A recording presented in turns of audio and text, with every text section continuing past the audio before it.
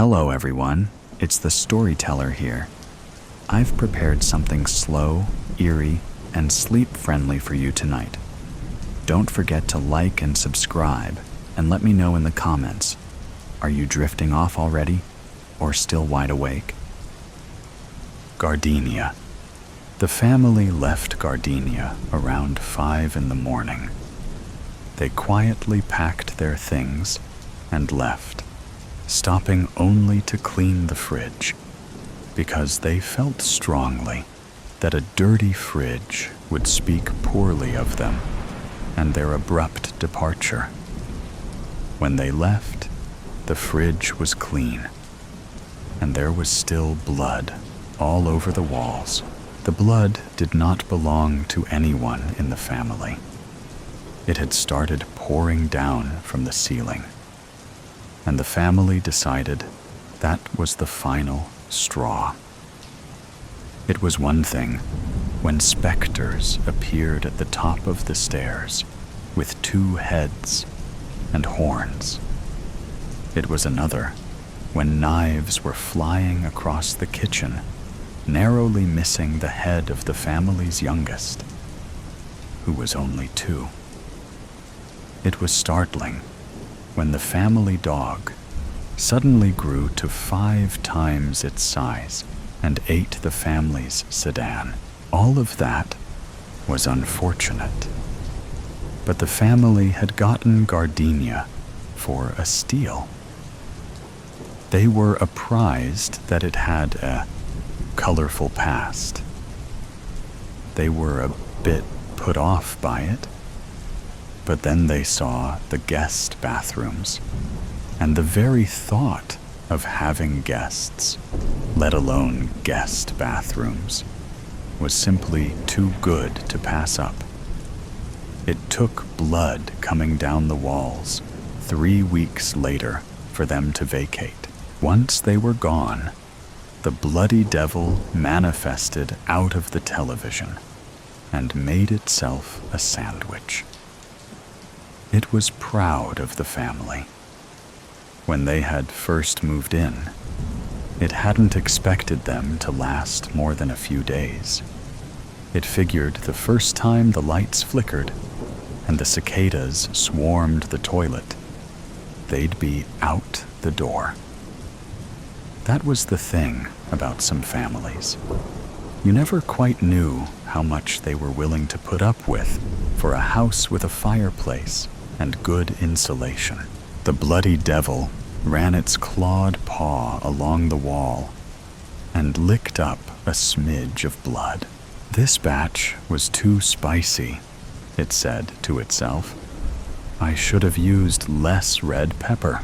That night, as the bloody devil was falling asleep in the guest bathroom tub, it heard a sound. When it opened its 5th eye, it saw what looked like a little girl standing in the doorway of the bathroom. For a second, the bloody devil thought the little girl was one of the daughters from the family that had fled that morning. But when it blinked, the girl was gone. Just to be safe, the bloody devil turned off all the lights in the house so it could scan the darkness for any signs of living energy. When nothing turned up, it chalked the whole experience up to a bad dream. It returned to its bath, but when it did, it found that the shower had been turned on and steam had filled the room. There, on the mirror, was a message written in what appeared to be a human hand. We're back. From that day forward, the bloody devil, who had haunted Gardenia since the day it was built on top of a collapsed pagan temple, never knew a moment's peace. Children's toys would materialize in the living room. Toys with sharp edges and wheels that the bloody devil would step on yowling as it fell backwards into the fireplace. Dirty dishes were somehow always in the sink, despite the bloody devil only eating off Ouija boards. At night, as it tried to sleep, it could hear the sound of a man and a woman in the next room. I'm telling you, we don't have the money to stay an extra night. We'd have the money if you took that job my father offered you. We've been over this, Natalie.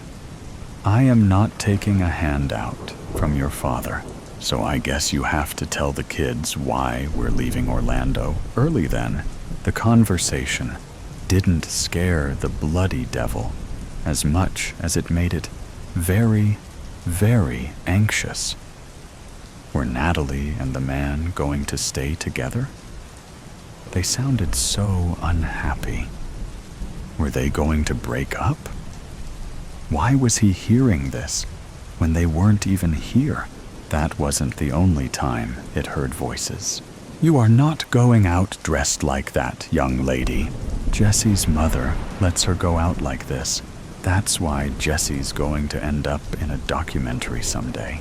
What does that even mean? The bloody devil would hide behind the couch whenever these arguments were going on.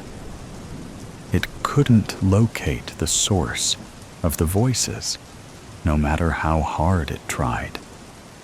But it also couldn't bear to just sit on his throne, made of vole skulls, and pretend it didn't hear the conflicts. They were always so domestic. It preferred higher stakes, life and death, passion and terror. Hearing a mother and daughter go at it because the daughter put on too much eyeliner made the bloody devil want to rip off one of its two heads, the one with the ears. After a century of living in and haunting Gardenia, it was the taco night that made the bloody devil abandon the house. It wasn't expecting any trouble, what with it being a Tuesday, and what with taco night always being something the family seemed to look forward to, based on what the bloody devil could surmise going off only voices and the satisfied sounds of chewing, while a mysterious odor of sour cream and pico filled the air. It made the bloody devil hungry, but it couldn't eat anything because there didn't appear to be any food there. It was torturous being exposed to such lovely aromas without being able to feast. It tried to placate itself by gnawing on the leg bone of a unicorn, but it just wasn't the same. The taco night started out fine, as best the bloody devil could tell. Plates were laid out, soft shells were placed next to hard shells, and the dad made a corny joke about tortillas, as he always did. Groans followed. Then some clanking of silverware and the sound of mastication. The bloody devil bit down on what little bit of meat was left on its unicorn leg, but it fantasized about what the ground beef must taste like when covered with shredded cheese and lettuce. That was when one of the daughters announced that she wouldn't be attending her own high school graduation. The bloody devil had no idea why the teenager chose this instance to make such an announcement, when everybody seemed to be having such a nice time.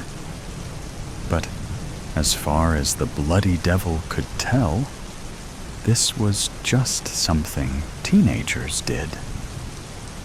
They found themselves in a pleasant moment and felt a compelling urge to ruin it. Right away, there was a fracas. The mother informed her daughter that she absolutely would be going to graduation because she and her husband did not work and save to send their daughter to a fancy private school, only so that she could skip the grand finale. The daughter then pointed out that the mother doesn't work, so really, it's just the father who should decide if the daughter has to go to graduation. There was a pause. While the bloody devil imagined, the mother waited on the father to back her up. But then the father just said, "I didn't go to my graduation either." And then the mother exploded on the father, which led to the teenage daughter shouting in defense of her father, while the youngest child cried, and one or two middle children began to loudly sing some song about gravy and a turkey's neck for no discernible reason, other than maybe trying to diffuse the tension or quell their own anxiety. At one point, it sounded as though someone, probably the mother, went around picking up the various plates full of soft shells and hard shells and pico and began smashing them on the floor. This led to more noise, and somebody ran out the front door, slamming it behind them. The sound of the door slamming was like a shot going off inside the bloody devil. It had to leave. It had no choice. It couldn't live like this. Maybe it should have stuck around for the children. After all, the bloody devil might have been made from the nightmares of demons and the spirit of Lucifer. But it was at least civilized enough to know that children need a stabilizing force in their lives. And maybe the bloody devil could provide them for them. But how? No, it was no use. Sticking around wasn't a good idea for anyone. The bloody devil left Gardenia around 5 in the morning the very next day. Shortly after it departed, the family returned back to the home. They had taken a Ouija board from the fridge before they left.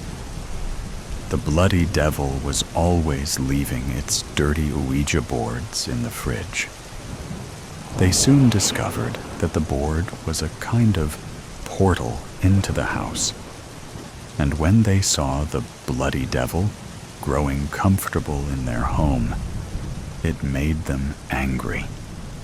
Not angry enough to do anything about it, of course. A bloody devil was still a bloody devil. They had no intention of going back. But soon, living in the rental home they occupied after leaving Gardenia started to feel suffocating. They began to argue. The eldest daughter began to act out. The middle children took to writing scary messages in steam in the small bathroom they all shared just to scare their youngest sibling. Toys were left everywhere. It all built up to a taco night that was, without question, one of the worst nights in the family's history. It wasn't until the next morning when one of the middle children brought the Ouija board to her mother as she was tossing another dirty dish in the sink. She pointed out that the bloody devil appeared to have left Gardenia. Natalie, the mother, moved the board all around so she could see each part of the house, and sure enough, there was no sign of the bloody devil anymore. "Well," she said, "I suppose that means we can go back. As for the bloody devil, he never went back to Gardenia, but that's probably for the best. It doesn't mean he loves the family any less, but that's mostly because he never loved them in the first place." The final petition of the beast. I trust that your patience and historically proven aptitude for distilling the truth of events from the muddled fog of contentious viewpoints will inhibit you from leaping to a firm and resolute condemnation of my actions until you hear me out to the full. Let us see if I cannot, in time, convince you of my benevolence by offering another perspective on the events which preceded my downfall and which led me to assume this sorrowful state in which you now observe me. A perspective which, I hasten to warn you, runs contrary on many points to those you have, no doubt, already encountered. In exchange for your borrowed time, I promise to inform you of what really happened regarding a topic we can agree truly matters: the well-being of none other than my human host. The rumors you have heard are true. I am soldered by mechanisms far beyond the understanding of the human sciences in an intimate manner to the psychological tendencies of the human mind. I must again plead with you to discard your prescribed opinions regarding this arrangement of living. Any beast or person misunderstood will stand by me, and perhaps you also will join us in testifying that the misunderstood are always critiqued with unwarranted harshness. I have borne the most hideous names hurled at me by those who fear and misunderstand of my role. I have gone by many disparaging titles throughout history, and am only too aware of the multitude of unsavory images attached to the notion of a parasitic relationship. May I suggest as a substitute for this baseless hatred the fondness of a pet for its owner? After all, I do more than leech. Like your beloved animal companions, I am also capable of altering the mood of my host, as you shall soon see. My host was a young boy when I transferred myself from his parents' minds to his. His psychological foundations had been set years before, and I arrived to find a habitat much to my liking. Between the folds of his thoughts, I made myself a home. I had left a part of me behind, of course, in the minds of the parents. Their family had served me for generations, and it was a light task for one as skilled as I in the art of suggestion, and in possession of such intimate knowledge of their inner workings, to fan the mother's insecurities, just so that, while remaining completely imperceptible to their untrained eye, my little whispers achieved nothing short of the legal separation of the boy's parents. I then secured my spot in the boy's mind by magnifying his sense of responsibility for his parents' misery.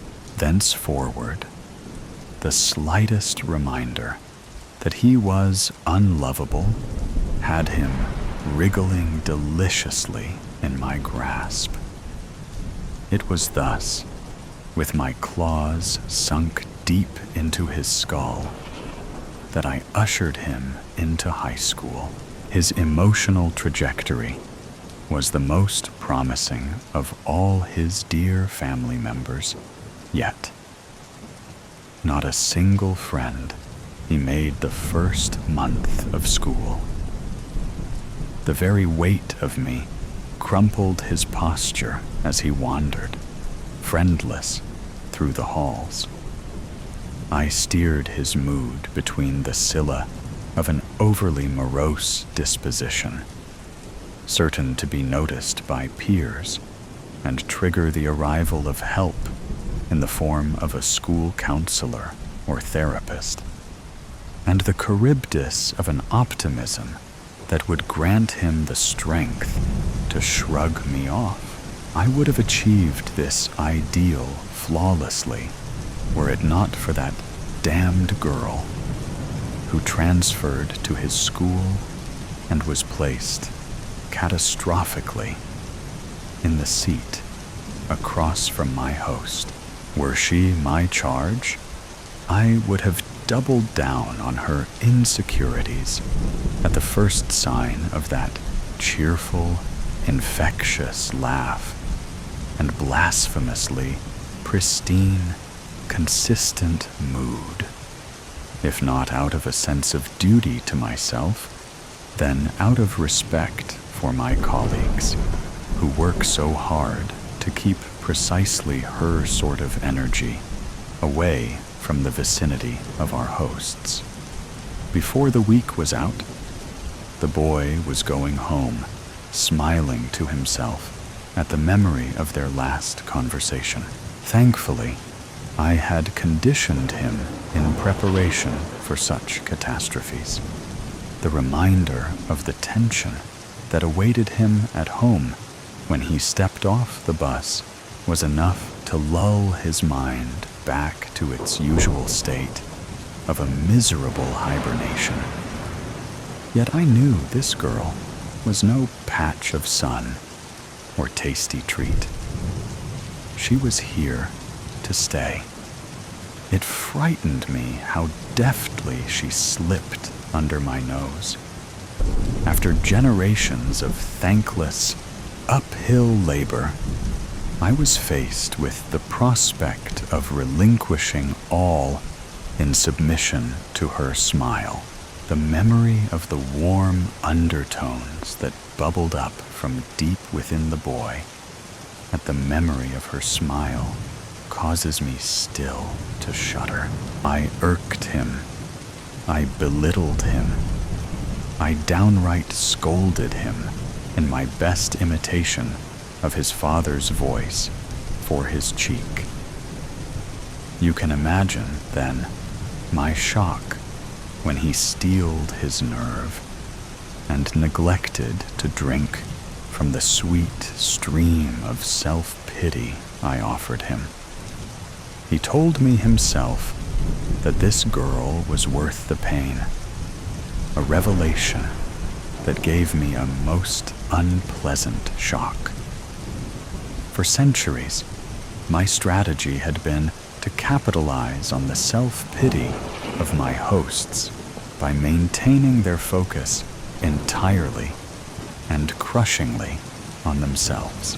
The bitterness this tactic unfailingly produces kept his parents under my thumb until their separation. I expected the same trap would ensnare their child also. But my suggestions fell suddenly on deaf ears.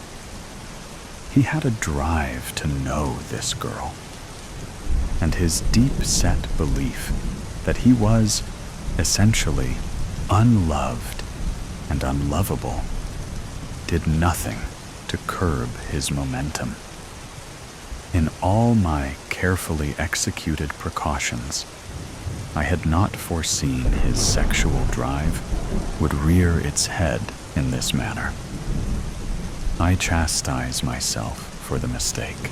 Had I studied more carefully the behavioral patterns of his father, molded my contraptions to better accommodate the boy's hereditary quirks, I might have prevented this disaster from transferring. As it stands, the animal drive to reproduce is, like me, powerful and resilient, and cannot be permanently subdued, only temporarily diminished. He surprised even himself, I think, at his boldness and forwardness, looking back on what he did next. During a break in class came the briefest of silences, pregnant with the potential for shadow-shattering community. And then he spoke, and at that moment I perceived within myself a distinct and piercing horror that stemmed from the sudden realization that my source of life had suddenly begun to slip away, like sand. No, like water, between my sharpened claws. The boy and the girl talked on stools in the back of the classroom, opposite the wide windows, with the morning sun on their faces. His willingness to reveal his most intimate thoughts, including those I had pointedly enforced on him to be the cause of his unlovableness, to this girl, a near total stranger to him, unknown less than a week ago. It frightened me. So I bit him hard on the tip of his ear. It was too risky, you see, to allow a conversation of that nature to continue.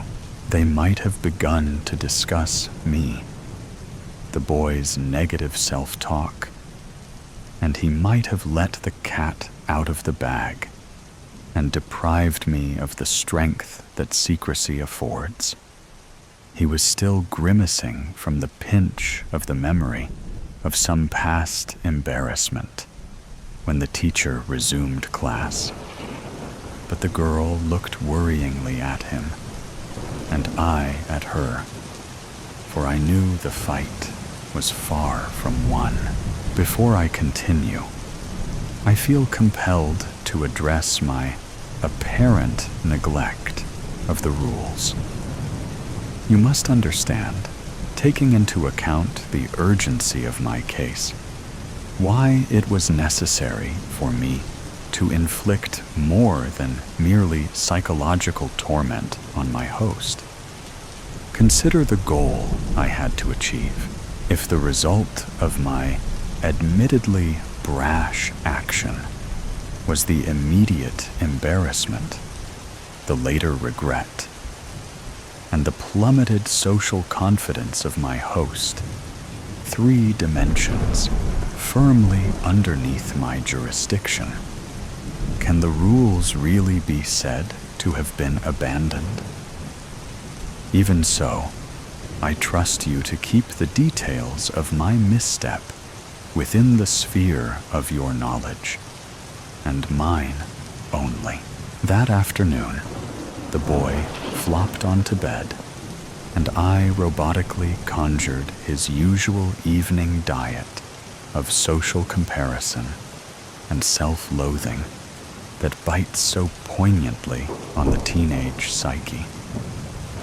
I had just settled in for a mellow evening of brooding and isolation when the boy received a friend request from the girl. Soon they were volleying messages happily like 2 ducks in a pond. I spewed my most horrid concoction of degrading insults in his ear, but the boy took even my most clever and piercing threats and told them to her verbatim as I had whispered them to him. The stupid boy believed my work to be a product of his own imagination, but the untruth of his utterances was instantly checked by the girl, and the secret of my existence was out. I felt the shame and secrecy drain from his mind like the contents of a filthy toilet, all at once unclogged. You would have screamed too if you had been there.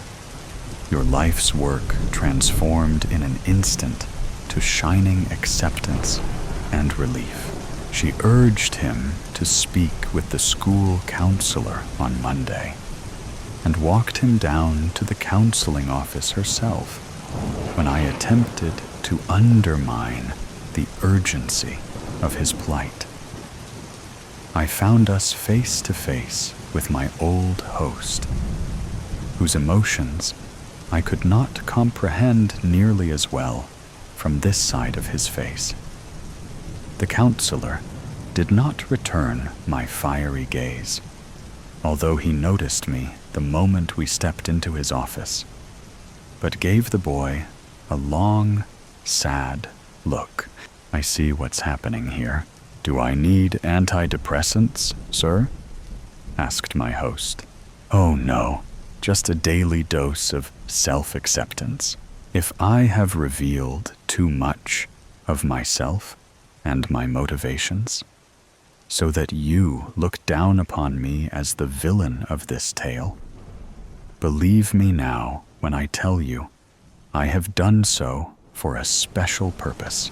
For do I not also possess those same heroic traits of determination, bravery, creativity in my methods, and consistency in my effort, all in service to the biological imperative to survive and reproduce, for which you applaud and congratulate the boy? What does it matter, really, if my methods are unconventional, my form perhaps shocking to you, my feeding style abnormal? I would caution you against delivering judgments colored so heavily by dislike for the unfamiliar and the unknown. What is the difference between me, who seek to preserve my existence by any means, even the grossest, and him, who takes the opinion of his friend into account before making a decision to the same end and purpose? I assure you, it is a difference, not in type, but in degree only. He fought harder, more ruthlessly than I, and so he has won. I, who held the boy's leash, now cower, packed away and forgotten, in a dark and lonely corner of his mind. He does not visit or feed me, except occasionally, and by accident. My strength is waned, my spirit is dehydrated, my form considerably shrunken. With the addition of communal support, that loathsome girl had friends and introduced them to him. I doubt I shall ever drink from the boy's vitality again. What pains me most is the thought that his and her children will be reared without the guiding influence of my whispers on their young minds. I will be hard-pressed to imitate to his children the voice of their father when they have not been primed for years with the backdrop of his incessant complaints. The boy has abandoned me. I shiver, cold and alone. But you are still here, warm and receptive, believing in the truth of my whispers, attentive to my voice. You will let me in, won't you? teddy bear.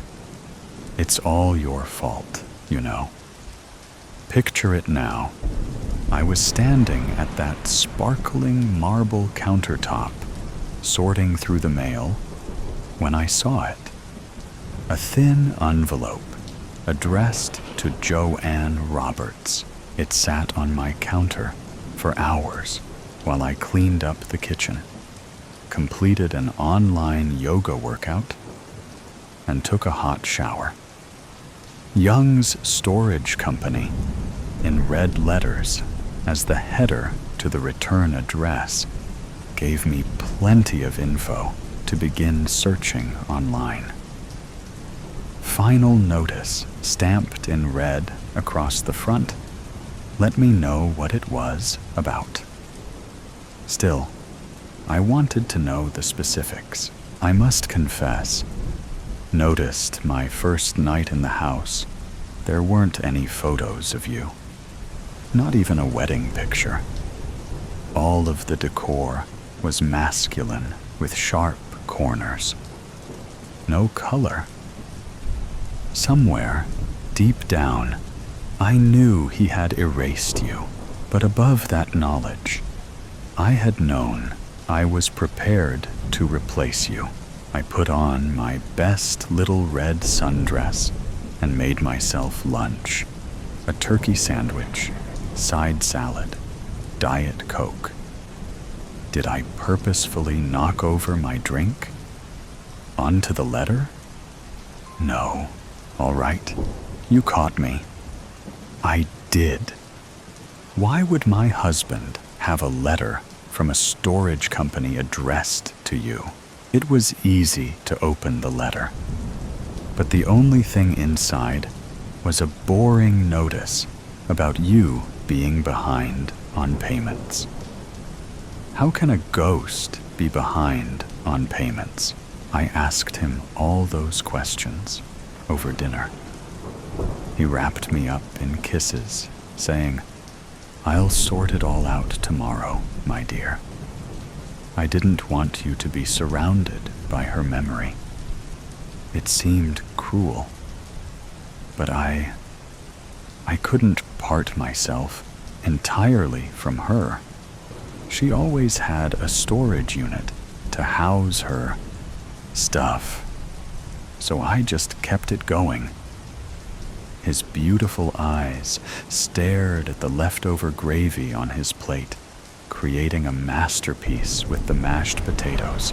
Then he changed the topic and complimented my dress. Did I mention that Jonathan picked all my dresses for me? I remember that day so vividly, so fondly. We had been walking around the mall on our third date after gorging ourselves on soft pretzels and soda pop, when he pulled me into this shop with a pretty little poppy on the sign. We walked past the mini skirts in neon colors, past the intricately woven crop tops, and into the section at the back of the store where dresses hung on racks with signs reading discount.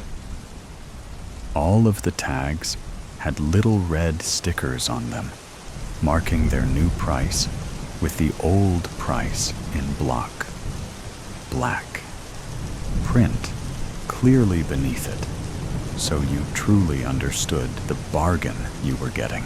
Jonathan fingered through them, looked me up and down, and returned to the rack. I did the same, trying to laugh through the pain of explaining my dress size to a new guy. But Jonathan was an old hat at all of this. He was a widower, after all. Mom lost her mind when I told her I met a guy. You know how mothers can be. They just worry. I played it smart, though. I introduced Jonathan into the conversation, all casual, like he was a description of sunny weather. "I met a guy, Mom," I said, and her whole body shifted in the salon chair. It was such an abrupt change. Her pedicurist rushed to grab towels and mop up the oily, warm water she had sloshed everywhere. She demanded details. I told her everything I could. That Jonathan was a kind man, that he was incredibly musically talented, that he led the whole church every Sunday at the college mass in song. And, oh yeah, he's a widower. That detail shut her up for a bit. Mom begged me every week to come to church with her and Dad. I always had an excuse why I couldn't manage to go. Of course, the knowledge of Jonathan's existence somehow excused all the excuses. It made it all make sense. It was that final piece of the puzzle. But I could see in her eyes that the word widower frightened her. I watched it wash over her like a wave. It crashed into her heart. It scared her with all of its unspoken realities. An age gap that requires both hands to count, kids, baggage, survivor's guilt. Would I spend my whole life measuring up to another woman? I assured her that day that I could handle being courted by a widower. Jonathan, in his most charming state, was a master at courtship. After all, he had succeeded in the task at least once. He bought flowers, insisted on meeting Mom and Dad with wine in hand, and when he knelt down on one knee, the whole world held its breath, waiting for my answer. Of course, it was yes.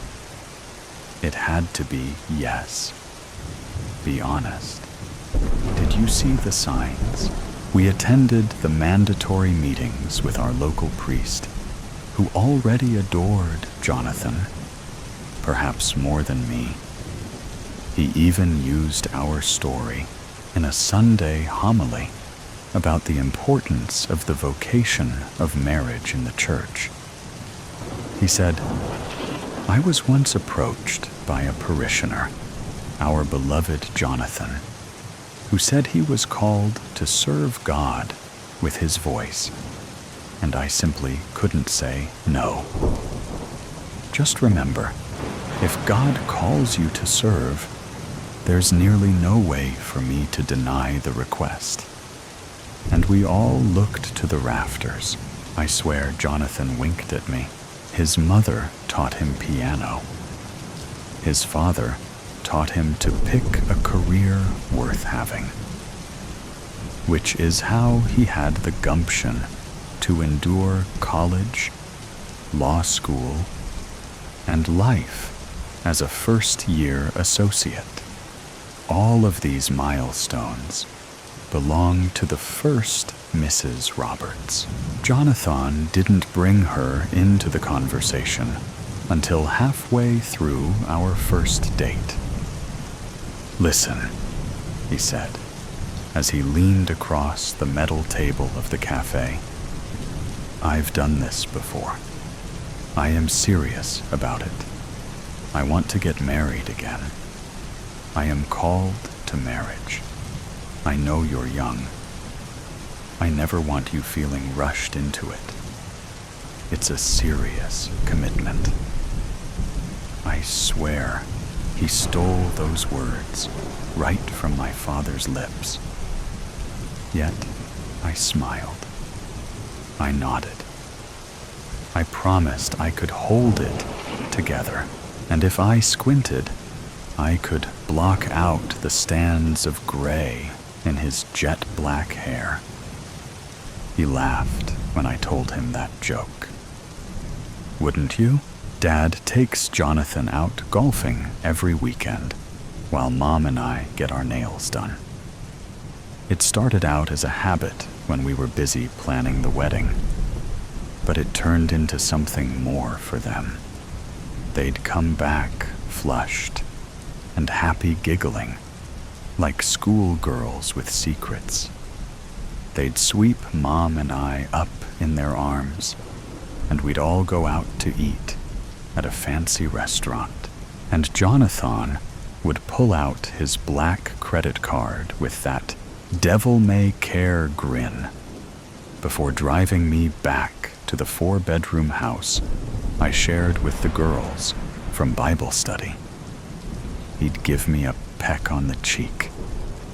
I'd press my back up against the cold door and cross out another day on my calendar until graduation.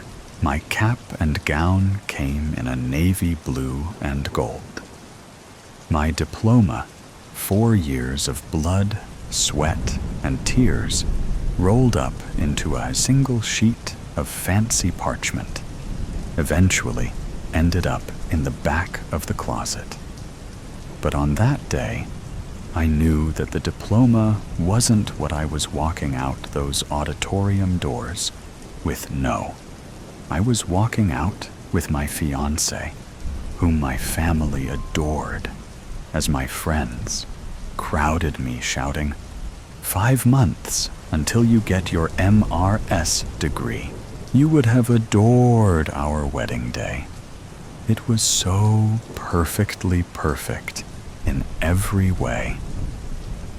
Jonathan had told me that his first wedding was in mid-June, so we decided to have a winter wedding. October 20th. We chose a Friday so that we could advertise the event as an excuse for a long weekend. He was practiced at catering tasting and planning weather-based backup plans. It was easy to forget why he knew how to do it all. Jonathan's parents, longtime managers in the hospitality industry, ensured we had the very best rates for our guests and a beautiful hall for the reception. It all went to plan. The gorgeous, full Mass with readings Jonathan chose so as not to repeat any from his first wedding. The quick trip to the local hotel where we danced the night away, and the shuttle ride the next morning out to the airport for our honeymoon. I had wanted somewhere warm, but the first Mrs. Roberts insisted on Hawaii, so I settled for a weekend in a Colorado mountain town. We rented a 2-bedroom condo with a huge jetted tub. We spent most of the weekend there, but Jonathan had insisted we step out to do some shopping, to eat a good meal, and drink a good glass of wine. See, that's the thing about Jonathan. When he's got his eyes locked on yours, that enticing bite of elk steak balanced on the edge of his fork, you'd do anything for him. I know I did. Do you know how long it took for Sandy to tell me all about her? The first Mrs. Roberts, my brand spanking new mother-in-law, took me out to lunch a month after the wedding. We ordered an appetizer and sparkling drinks, and she launched into the story of the ghost who haunted my new husband's heart. I didn't even know your name until that day. It was Joanne. I was told Joanne was very pretty. She was a blonde with a slim waist and easy laugh.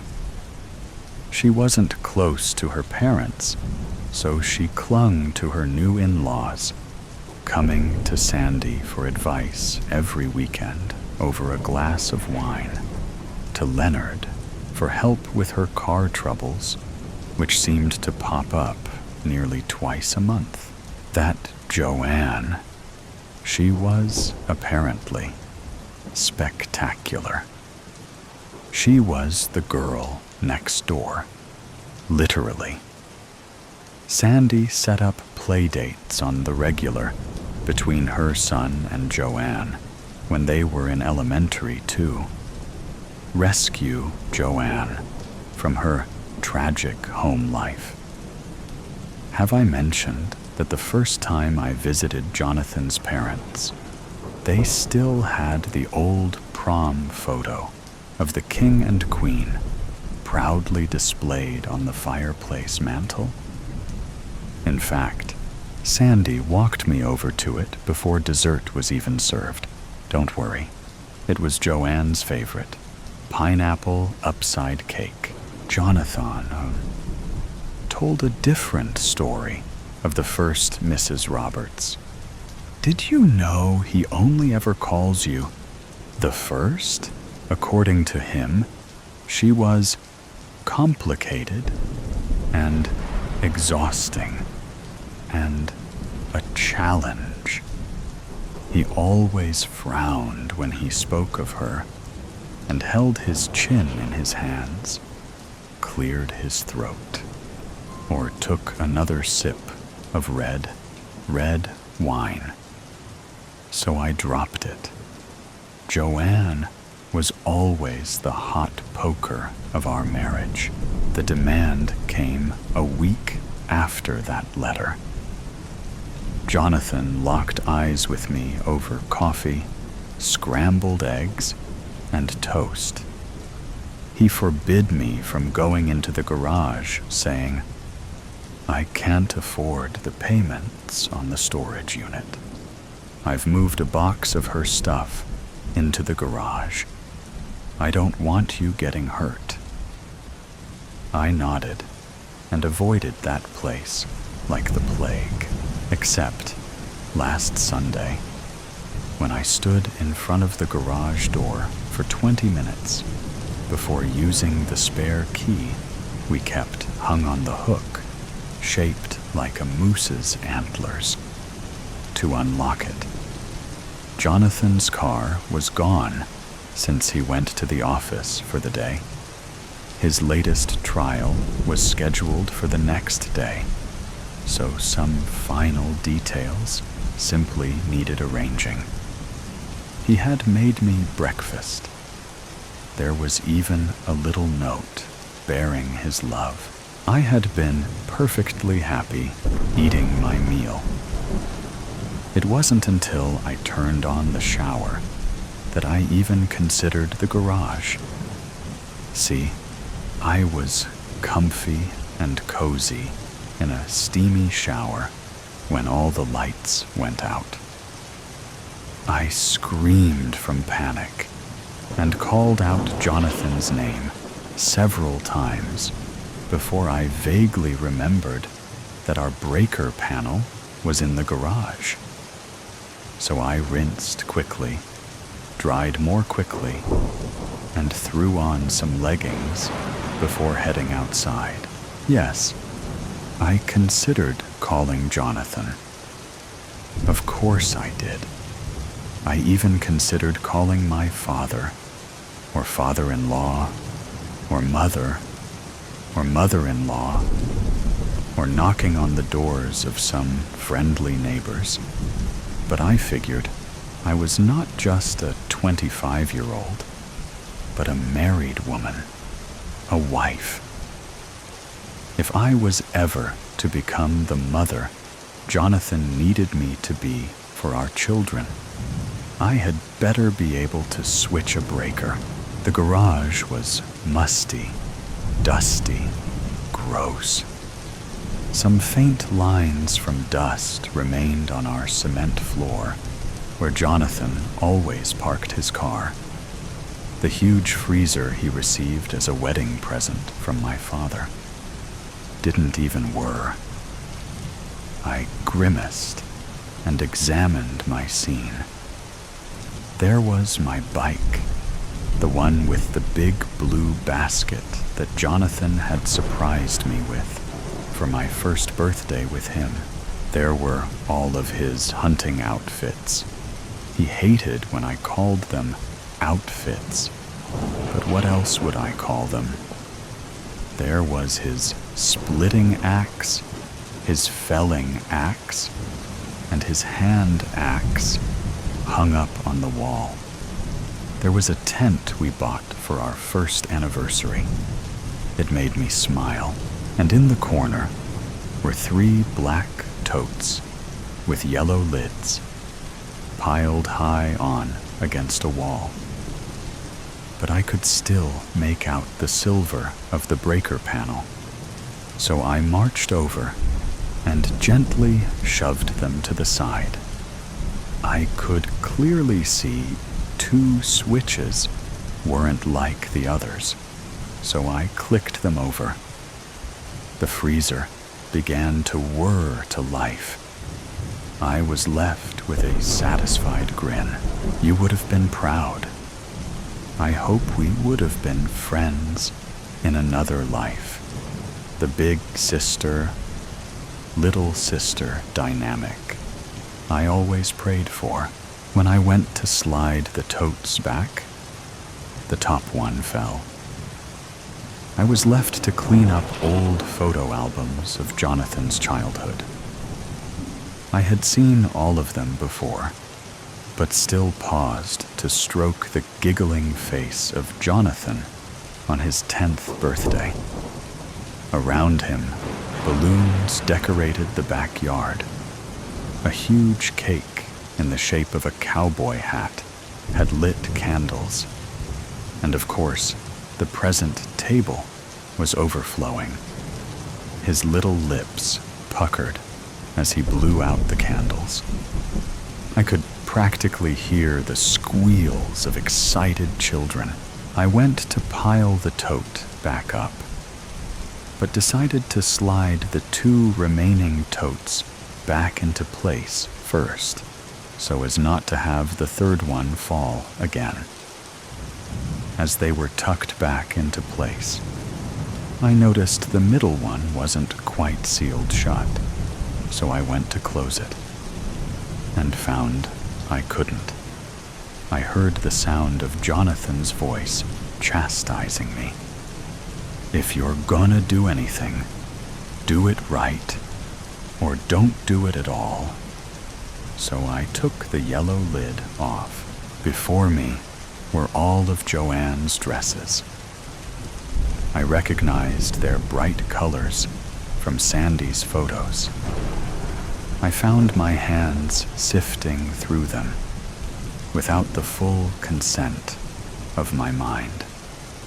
They felt smooth like water between my fingers, and I held them up to my chest, twirling in a dusty garage all alone. At the bottom of the tote was one final dress and a teddy bear. The dress was white with a blue flower pattern. I grabbed it and grimaced with a pounding heart, noticing the stains of blood in the center of the bust line, the tear where the weapon made its entrance and exit. Any woman who has endured her monthly visitor knows the color of dried blood. There was no excuse that he could come up with. It wasn't paint or food. It was blood. The bear bore the same markings, and I fell to the garage floor. Jonathan found me hours later. He picked me up, tut-tutting as he went. He placed all of her dresses back in the box, but kept the teddy bear out. He sealed up the tote and helped me into the car. We drove in silence, the only light being from the full moon. Even if I had words, I don't know if my throat could make them. It had gone silent after the screaming and the crying. My exhausted eyes fluttered closed and didn't open until I could tell we had stopped, until I was certain we wouldn't start again, until I felt Jonathan's cool fingers stroking my hot cheek. He wore a sad face, like a clown without makeup. They start out so good, so kind, so loving. They promise to be good, but then they stop. They open letters not addressed to them, ask questions they shouldn't ask. He threw the new dress at me and returned minutes later to take me by one hand. He gave me the teddy for the other one. Our footsteps sounded so loud in the dried-out grass and the silence of the graveyard. Until we arrived. I am the second Mrs. Roberts. I am standing at your grave in my very best black heels and little black dress. My sweaty hands clutch the brown teddy bear I found in an old dusty tote tucked in the corner of our old dusty garage. Jonathan smiles at me for the first time. He pulls out his gun. He leans in close. I close my eyes and taste his kiss one last time. The green-eyed monster. Beware, for my appetite is hard to satisfy. Once I have sunk my teeth into you, savored your particular taste, it is very hard for me to let go. Think of when you suck juices from the bone, relishing every last drop of roasted meat, or the times when you lick the plate greedily, trusting that no one is watching, sauce dripping from your chin. That is like me, feasting on a most delectable dish. You do not need to be marinated, tenderized, or steeped in spices. I enjoy you quite as you are, yet it is remarkable, your ability to flavor yourself to my liking. Sometimes sweet, sometimes salty, always spicy hot. Oh yes, the dish you serve might seem slow, cooked, but passion is always the flame that roasts you in the end. Basted in your own juices, I just turn the spit, watching the flames lick higher. Curse me if you will, mock me if you must, but I only gnaw on your bones because you tempt me. And like a dog with a bone, you know I must leap and grab, shaking you in my jaws. Yes, you can say my appetite disgusts you, this frenzied feeding. But I am only such a glutton because you heap my plate ever higher. If I feast, it is only because you throw such rich pickings my way. I grow, fatten myself on your largesse. The bounty of you, scabs on your knees and scars upon your heart. I lurk in the shadows of your nursery, sniffing out the moment that is ripe for me to bare my teeth and bite. Your baby sister silhouetted against the nursery window, wreathed in light. Your mother dozes in the rocking chair. The words of a lullaby stream from her mouth, even in sleep. She rocks and croons and kisses the little head. You wonder at this new picture, this piece, so smooth compared to the rough and tumble of time with you. At the door, you watch. Suddenly an intruder in your own home. Knowing the interloper can't enter, mustn't break this peace as then noise. Baby's cries will cut like glass, scenting the air. I smell the musk of your mother's slumber. The baby's sweet new smell, clean of the reek of age and pain, and what you feel when I sink my fangs into you for the first time. You flinch. Of course you do, and try to shake me off. But I clamp down all the harder. Look, I say, shaking you like the rag doll that used to bring you comfort. Look at how she holds her up to your father. Look at how he is enfolding them both in his arms. Where are you in this golden circle? A dark shadow, cast out and forgotten. I bite until I feel your resolve snap, a broken wishbone, and then I know you're a dish I can feast upon my whole life long.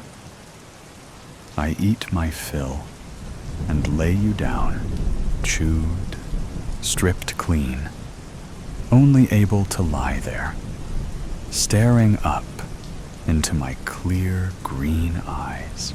But sometimes sweet treats can sicken. That first taste, like a candy kiss, can cloy, and soon it is salty foods I crave. I wait my time, hunger growing, growling in the pit of my stomach, louder as the years pass. When I can wait no longer, I prowl to the pitch where you practice every week. Coach is handing out the accolades: best pass, best team player, and the one you covet, man of the match. He walks down the line and stops by your best friend, shaking him by the hand, slapping him on the back. Stealthily, I latch onto your ankle and sink my teeth into your soft, pliable, and welcoming flesh. And with a small whimper, you let me feed. Others go to the locker, get washed and changed, and you stand there, alone. I gourd and guzzle while you watch him and the girl you long to talk to, a dancing moth around his flame. Yes, sometimes the salt you baste yourself in, week after week, game after game, night after night, streaming down your face and soaking your pillow, tastes sweeter than all the candy you can buy. But what is my particular favorite, you ask? Well, as you're a fellow epicure, and you won't let it rest, I'll confess. Steep yourself in spices. Give it all a good cayenne kick. Set my mouth on peppery fire, for I like a blast of heat the best. Passion. Yes, that is the marinade you should steep yourself in. Ladle after ladle of thick, oozing passion. And you, poor, tender fool, that is just what you do. Watching them kiss after he brings the cup home for the team, picturing them hand in hand, kicking up the leaves as the autumn wind lifts their hair and hearts. And as Christmas sweeps in, her snowy mantle wrapped tightly about her, you are roasting in the furnaces of hell. Lying down in the heat you radiate, I feed and feed, growing fatter than the goose and all its trimmings, glistening with fat. I bask in the gluttony you permit me, my green eyes forever trained on you. Indulged, I wax corpulent, rolling with my folds, a Falstaff with fangs. Still you toss me titbits, curled in your bed, picturing your lover, encircled by another's arms. He is faceless, nameless, a fear made flesh which you feed me from your hand. We are never satiated, even when we walk down the aisle, turn and watch. With predatory eyes, the vision of your lovely bride, regarding you now, more morsel than meat, like a thin scrape of butter on a meager scrap of bread. I feel almost compelled to apologize on the behalf of others. Such a shame the family never comes to fatten you up, or that sporty friend doesn't pop round for a beer. And your wife? Well, perhaps the less said there, the better. At least, you can rely on me, patting my head. I'm your trusty companion, no longer a loathed monster, rather a loyal pet, forever walking at your side. Swing a sparrow on a string. Angela opened her eyes to a new day, not knowing if it were morning. There were no windows in her room, and it could have been the middle of the afternoon, or even midnight. She heard no sounds except her own breathing, and when she awoke, she inhaled and exhaled heavily, as if she had just completed a marathon race instead of having slept for hours. Perhaps she had slept for days. She had stopped wondering about time months ago. Now she simply slept for as long as she was able, then stayed awake for as long as was necessary. She knew she would have to eat, that they would soon be coming with food, and had she felt stronger, she might have spat it back at them, as she had done when they first brought her here.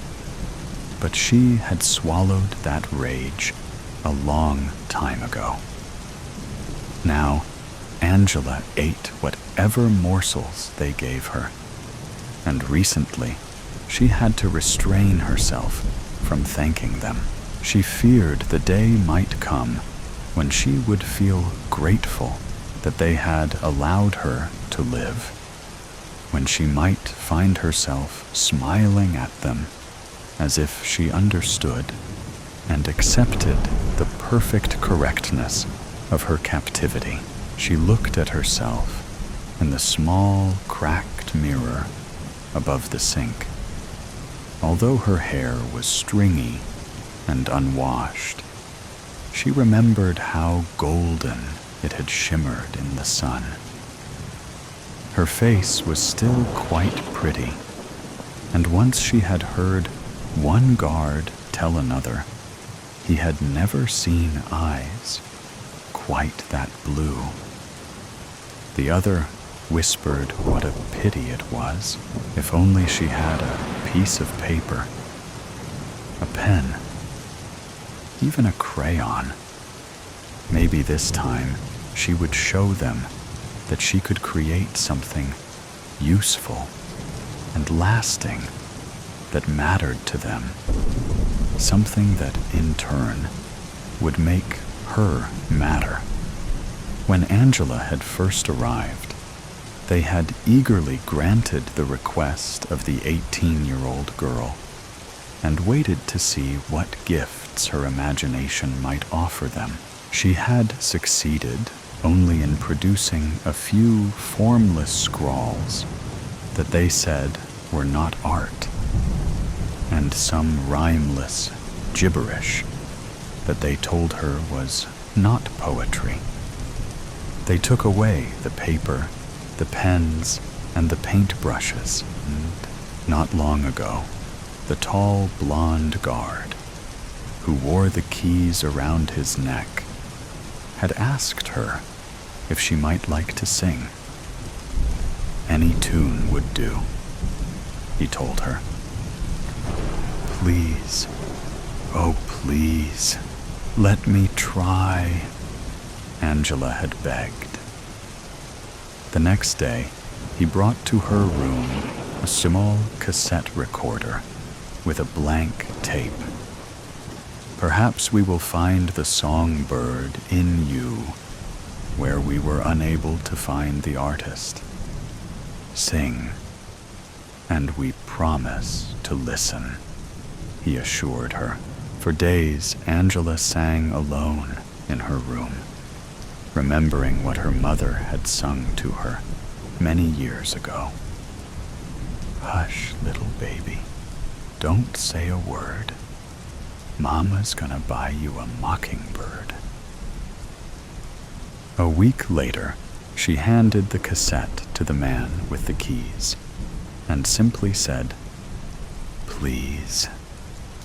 He stuffed the tape into his pocket and left without a word. The next day, the guard sat alongside her bed and informed her that he and the others had decided that she was no songbird. For a moment, his words had sounded like an apology. She knew she would never see the tall guard again. The wasted papers that Angela had filled with nonsense and the inarticulate squawks she had tried to pass off as music had convinced them that further efforts on their part would be foolish. From that day forward, the guards who silently delivered her food seemed unwilling to even look at her. Angela heard the key slip into the lock on the other side of the heavy door. She no longer pretended to be asleep when they came, because they did not care whether she were sleeping or awake. One of them always waited outside as the other entered. She heard the heavy jingle of keys and looked up. The keys were around the guard's neck. "You," she said. But the word was only a statement of fact, not sparked with the warmth that accompanies the recognition of a familiar face. Once uttered, the word sounded idiotic. "Yes," he answered, closing the door behind him. He did not look at her as he set the tray of food on the stand alongside her bed. She had expected no further conversation, and when he spoke again, his words startled her. "They told me to say the other guard had caught a flu." He pulled up the small wooden chair and sat, although the chair was too small, and he seemed not to know whether to fold his legs. "There is no flu. They wanted us to talk." His statement was ludicrous. She had not had a conversation with him in months, and those few she remembered had been pitifully brief and one-sided. "I don't understand," she said, as she selected a small bread crust on her tray. She had learned to keep her responses short, for the guards tired of her quickly. "I'd like to know about God," he said, as if this were meant as an answer. "Tell me how you feel about God. Tell me about your religion, your beliefs." "I have no belief in God. I have no religion." "Don't you have some sort of records about that?" She felt immediately sorry she had asked, but the guard ignored the question anyway. He fidgeted in the small chair. "You're an atheist, then? Or an agnostic? You have opinions regarding God's existence, or the lack of it?" He sounded almost hopeful. "I'm an apathist. I don't much think about it," she answered as she nibbled at the crust. She picked up a slab of egg yolk with her left hand, ignoring the silverware, leaned her head back, and dropped the yolk into her mouth. Her response oddly pleased him, although he did not smile. "An apathist? That was a joke you just said. Admittedly, not a very good one, but it was a joke. Then you have a sense of humor. Tell me another joke." Angela looked hard at the man, not certain about how earnest her guard's question was. "A joke? You mean, like, why did the chicken cross the road?" The absurdity of her question seemed to increase the guard's excitement. "Yes. Yes. Tell me, why did the chicken cross the road?" There was anticipation in his voice, as if he sincerely were interested in the chicken's intentions. And when he leaned toward Angela for her response, his face revealed the hint of a smile. "Perhaps the chicken was an apathist," she said. The guard's smile disappeared as quickly as if it were erased. "That isn't funny. I'm sorry, but that isn't funny at all." His tone became flat, expressionless. He sounded like a man keeping some kind of score. No points for humor. "Sorry. Next category. Can we talk politics?" he asked. "No. Sociology, science, history, law, philosophy." His questions now had become a formality, a checklist to be completed, filed, and forgotten. "No. No. No. No." Although Angela could not remember ever having had a discussion this long during her stay here, she wanted this conversation to end. "Perhaps I could tell you why the philosopher crossed the road?" "No, I guess you're right. That wasn't very funny either. I suppose you'll be leaving now." Her question had anticipated his next words.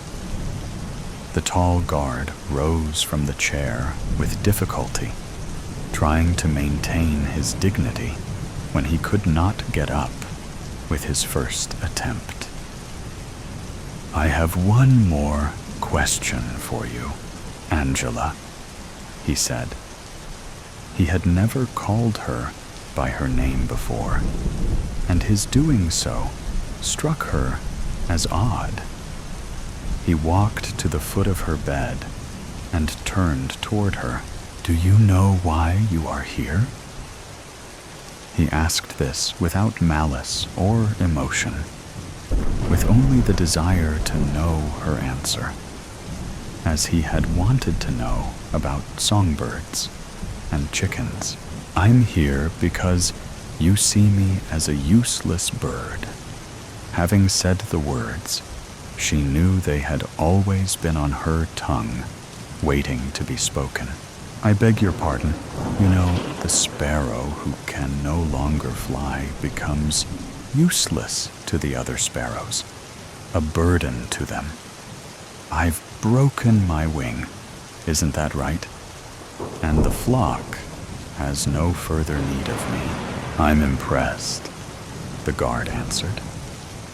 That is quite a creative analogy from one who knows so little of creativity. He sat on the edge of the bed and moved close to Angela, as if to reveal a secret. Instead, he reached under the blanket and grabbed hold of her right hand, yanking it out from where she had kept it hidden. He held her arm straight up, and the pain caused her to wince. But this isn't exactly a broken wing, is it, Angela? It's a wilted arm, a useless limb. It is not pleasant to look at. It serves no function, and it belongs to you. It is you. The words came in furious bursts now, like machine gun pellets, and he shook her withered limb as he spoke. You see yourself as a wounded sparrow, do you? What happens if we take that sparrow and tie her leg to a string and swing her around in circles in a desperate attempt to make her fly? She struggles against hope to use her wings, her useless wings. And meanwhile, we swing her around and around and around, wasting our energy, wasting our time. And in the end, when we stop swinging her, she comes crashing down to earth anyway. Our time has been wasted. Her hopes have been destroyed. What is the point? Why even bother? He let go of her arm, allowing it to drop. For a moment, Angela stared at the shrunken arm as if it were a foreign thing that did not belong in the bed with her. She spoke without removing her eyes from it. A sparrow who can no longer fly can sing. And if she can't sing, she can still feel, can still love? The guard interrupted. That's exactly right, Angela. We asked this sparrow to sing, and she could not. But we realized she may be capable of love. The kind of love that could only result in frustration for her. Because the real question is she capable of being loved? Do the words she writes encourage love? Does her beauty or intellect in any way inspire it? It is unlikely that anyone would even try to love her because of that hideous limb. Not that all physical impediments are repulsive. Perhaps if she were only blind. Stop. Please, stop. Angela pleaded. Her brief taste of defiance had made her want to gag. You want to cover your ears, don't you? You want to block out the words, make me go away. Maybe you would even like to strike me, he continued. But you can't do it, can you? That limb just lies there like a dead weight. Do you see my point? I have my other arm, whose only function is to hide its companion. No, Angela, I'm sorry, but the time has come for us to stop swinging the sparrow's string. His anger slowly dissolved, and he fell silent for a moment. He attempted to hold her wilted hand in his, but she pulled it away. Instead, he took her other hand. But first, I have something I want to show you. Something you need to see. He sat on the bed and placed her fingers on his left leg below the knee. Rub your hand along my leg, Angela. Does the calf feel peculiar to you? Congenital defect, they called it. Like they called yours. The leg is gone, at least from the knee down. Amazing what they can do with prosthetics today. But you see, I have my particular talents. I happen to be quite good at drawing people out, at enabling them to find a way to compensate for their physical shortcomings. And I can be quite decisive when called upon to make the kind of decisions that others would find distasteful. No one ever asked me to sing or to fly. But when they came for me, I simply told them what I could do. Angela struggled to pull her hand free as her anger rose inside her like hot bile. But you also decide who is to be exterminated. You decide who the state no longer regards as useful. What gives you the right? This gives me the right, he shouted, his breath hot on her face as he tapped her hand on the hard wood of his prosthetic leg. This has forced me to find my usefulness to others, just as your pathetic limb has forced you to admit that you have none. And I have no intention of relinquishing my usefulness by allowing you to continue your hollow existence. I refuse not to matter. The guard's renewed anger seemed to embarrass him, and he turned away from Angela. He ran his fingers through his blonde hair in an attempt to collect himself. And when he again looked down at his leg, he noticed that Angela's hand was grasping it. Angela knew he had been unaware of her touch until he had looked. When his eyes locked with hers, her mouth curled in a bitter smile. "I feel this," she said, as she ran the tiny hand of the wilted arm along his wooden leg. "I feel this with both of my hands, even the one you call useless. Tell me what you feel when I touch you. Does this prosthetic device extend all the way to your heart?" Angela tapped on the artificial limb as if she were expecting a reflexive kick. "A curious question," he answered. "You might have made a fine idealist if you had believed in God." She moved close to his face and whispered, "To get to the other side, that is why a chicken would cross the road, isn't it?"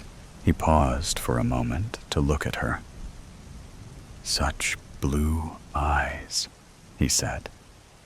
"Such exquisitely beautiful blue eyes." He called for the guards to take her, and within moments, 3 entered the room, and another 2 waited by the doorway. She presented no struggle and went quietly with them. She wondered as they walked if one of them would take her hand. The shadow, the night, was silent, draped in an inky darkness that swallowed the world outside the small security room. I sat alone, surrounded by an array of flickering screens that illuminated my face in a ghastly blue glow. The hum of the surveillance equipment was the only sound in the room, its monotony broken only by the occasional creak of the building settling or the distant wail of a siren. I was the lone sentinel, tasked with safeguarding the premises during the bewitching hours of the night shift. Hours had passed since I settled into my chair, my eyes diligently scanning the labyrinthine halls and desolate rooms of the building. Everything appeared as it should, empty, lifeless, and eerily quiet. But as the clock ticked deeper into the night, a sense of unease settled in the pit of my stomach. The air seemed charged with a palpable tension, as if something sinister lurked just beyond the reach of the camera lenses. I leaned forward, adjusting my seat and peering closer at one of the monitors. In the dim light, the corridor appeared to stretch endlessly, the flickering fluorescent lights casting long, ominous shadows on the walls.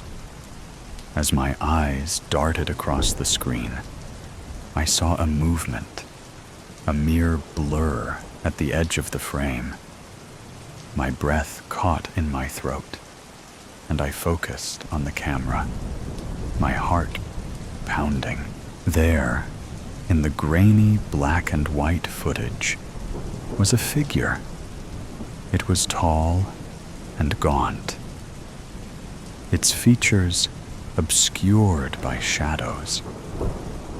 The figure moved slowly, almost purposefully, down the hallway, its gait uneven and unsettling.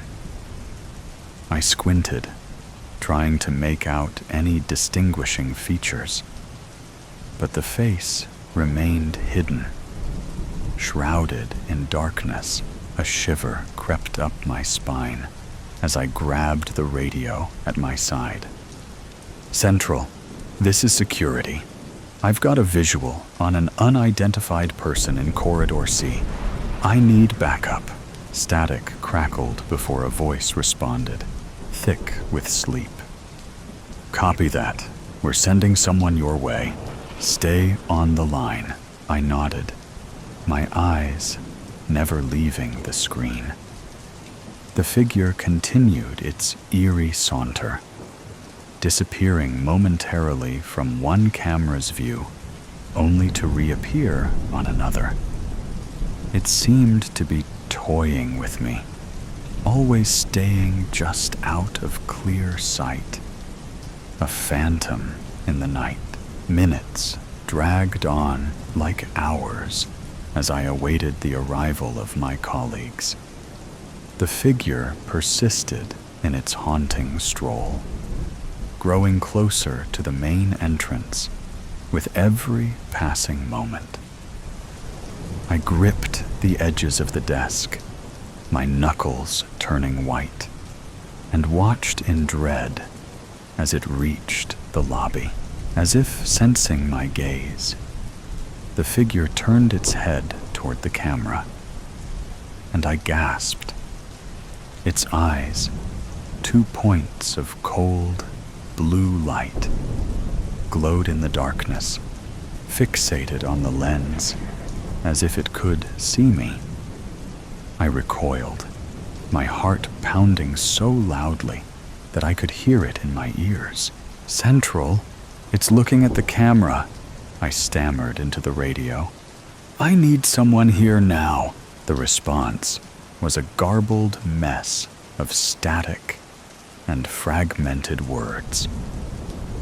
Desperation clawed at me as I watched the figure approach the security room. It moved with an unnatural grace, its movements silent and deliberate. My fingers fumbled for the door lock, and I managed to secure it just as the figure reached the hallway outside. The lights flickered, casting eerie shadows across the room, and I pressed myself against the wall, my breath shallow and rapid. I could hear its footsteps now, soft but deliberate, as it approached the door. Each step sent a chill down my spine, and I prayed that the lock would hold. The figure stopped just outside the door, and I held my breath, willing myself to be invisible. Through the frosted glass window, I saw its silhouette, tall and imposing. Its hand reached out, fingers curling around the doorknob. I bit down hard on my lip to stifle a scream. My entire body tensed, ready to bolt at a moment's notice. Seconds stretched into an eternity before the figure withdrew its hand, and I heard its footsteps fading away down the corridor. Relief washed over me, but it was short-lived. The building seemed to groan and sigh around me, the very walls whispering secrets that I couldn't comprehend. Summoning my courage, I cautiously unlocked the door and peeked into the hallway. It was empty, devoid of any signs of the figure. I hesitated for a moment before venturing out, my flashlight casting shaky beams of light across the walls. The air was thick with a sense of dread, and I could feel unseen eyes watching my every move. I retraced the figure's steps, my footsteps echoing in the empty corridors. Each flickering light and distant sound sent my heart racing. I couldn't shake the feeling that I was being followed, that the figure was still there, just out of sight, waiting for the perfect moment to strike. I finally reached the lobby, my eyes scanning the area for any signs of movement. The room was still, the silence broken only by the distant wail of sirens. I let out a shaky breath, my nerves frayed to the breaking point. Whatever had been in the building with me was gone, but its presence lingered, a haunting memory etched into the very walls. I made my way back to the security room, my steps quickening with each passing moment. As I entered, I glanced at the monitors, half expecting to see the figure staring back at me. But the screens were empty, showing only the empty halls and deserted rooms. I sank into my chair, my hands trembling as I reached for the radio. "Central, this is security. I think it's gone. I don't know what it was, but it's gone now." The response was a crackle of static, and then a voice came through, tinged with concern. "Are you all right?" Do you need medical assistance? I hesitated for a moment before shaking my head, even though I felt far from all right. No, I'm fine. Just shaken up. I'll be okay. The sun began to rise, casting a faint light through the windows and dispelling the darkness that had settled over the building. My relief was palpable, but the memory of that night would forever haunt my dreams. I had come face to face with something beyond explanation, something that defied logic and reason. As the day shift arrived to relieve me, I gathered my belongings and made my way to the exit. The building, once familiar and comforting, now felt alien and menacing. I stepped out into the daylight, the warmth of the sun, a stark contrast to the cold grip of fear that still clung to me. I glanced back at the building one last time, my eyes drawn to the security room window. For a brief moment, I thought I saw a flicker of movement inside, a shadowy figure standing amidst the monitors. But it was gone in an instant, leaving me to wonder if it had ever been there at all. I walked away, my footsteps quickening with every step. The world around me seemed to blur, the events of the night replaying in my mind like a nightmare.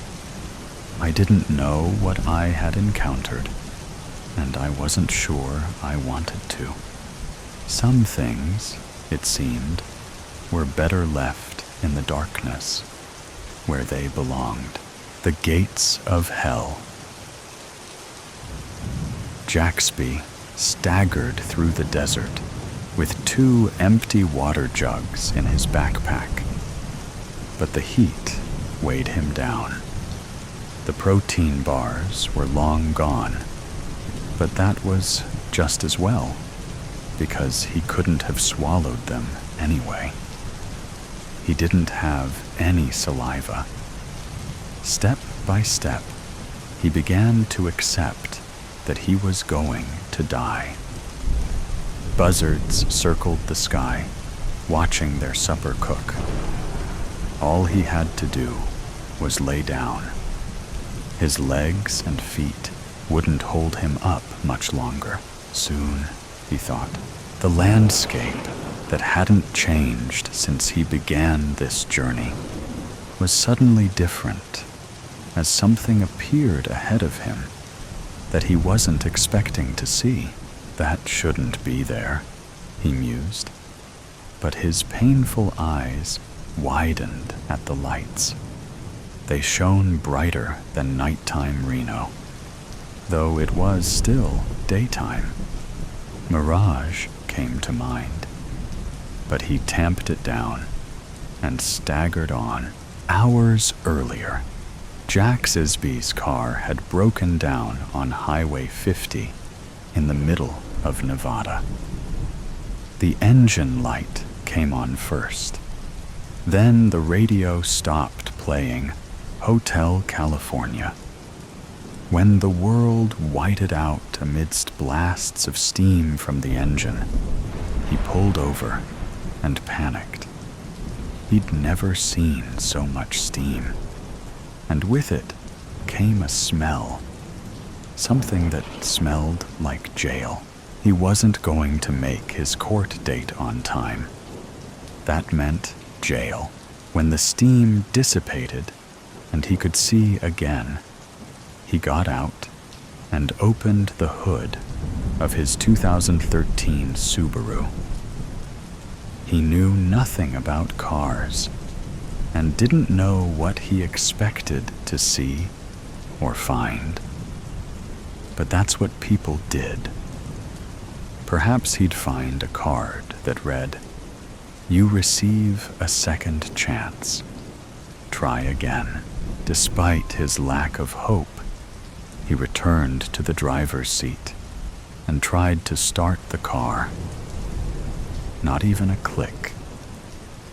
There wasn't a signal on his phone, but he dialed 911 anyway.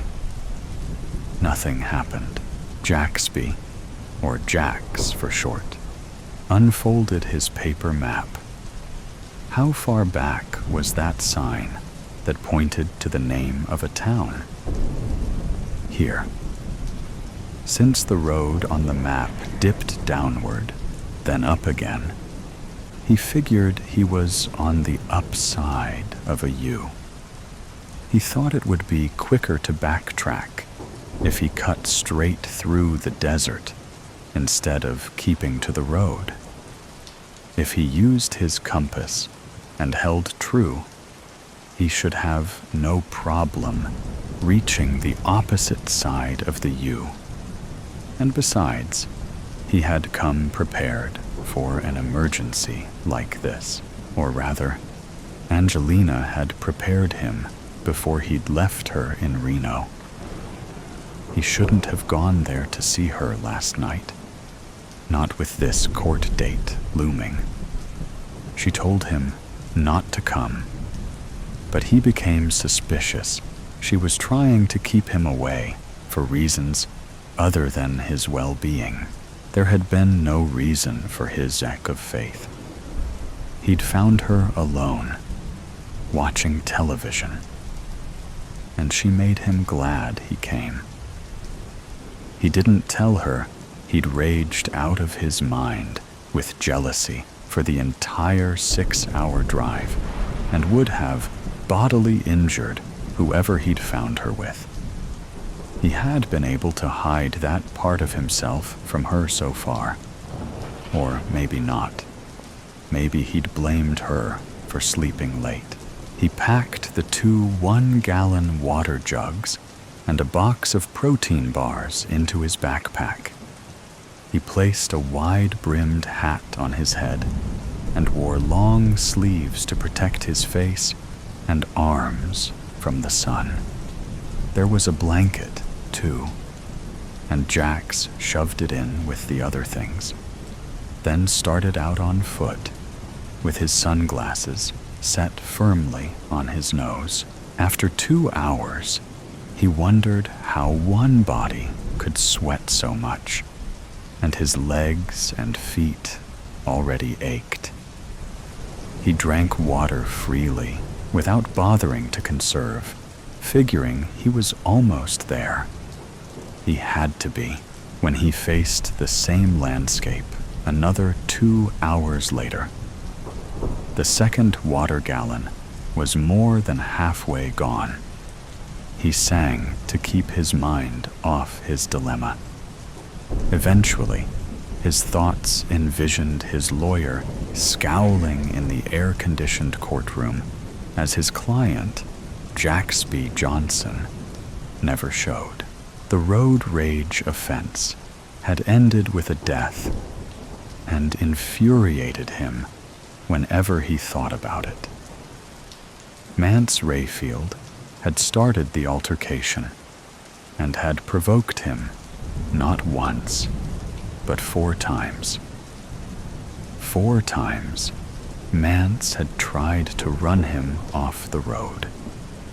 On the 5th try, Jax outmaneuvered him, and Mance's big, bad Silverado tumbled down into a ravine. Jaxby's Dodge had followed, but he made it out with only a few scratches. Mance didn't make it out at all. He got what he deserved.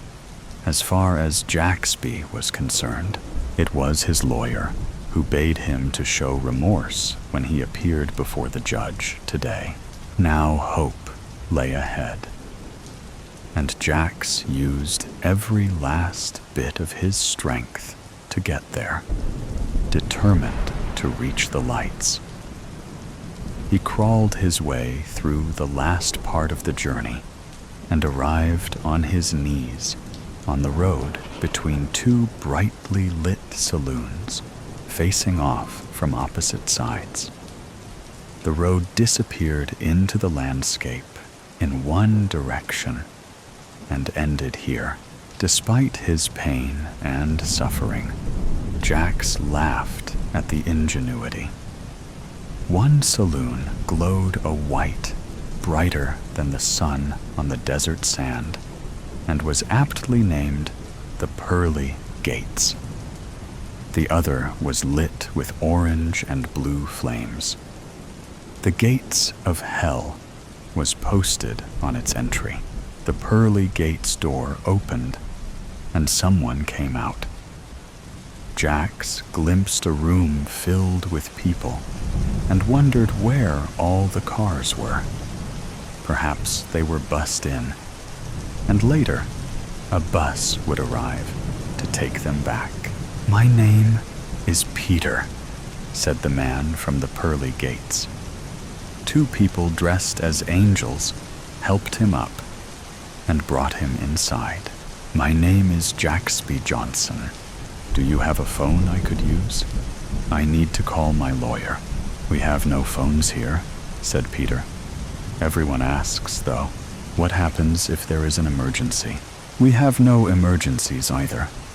Please excuse me while I get my book." Jax was given cold water and a small cake. "Angel food," said the angel that served it. Jax was feeling much better by the time Peter returned with a tome. "Read it," Peter told him. "At the end, you'll have a choice to make." Jax looked at the book, entitled Jaxby Seth Johnson, with his Earth date to the current date listed on the front. What was this? How did they know who he was? He looked for Peter, but Peter was nowhere. He opened the book. The first page brought up his first lie, the first candy bar he had stolen, the first fight he'd gotten into, and went on and on from there. He was served more cake as he read. A pitcher of water was refreshed. While the road rage incident with Mance appeared near the end, it wasn't his last offense.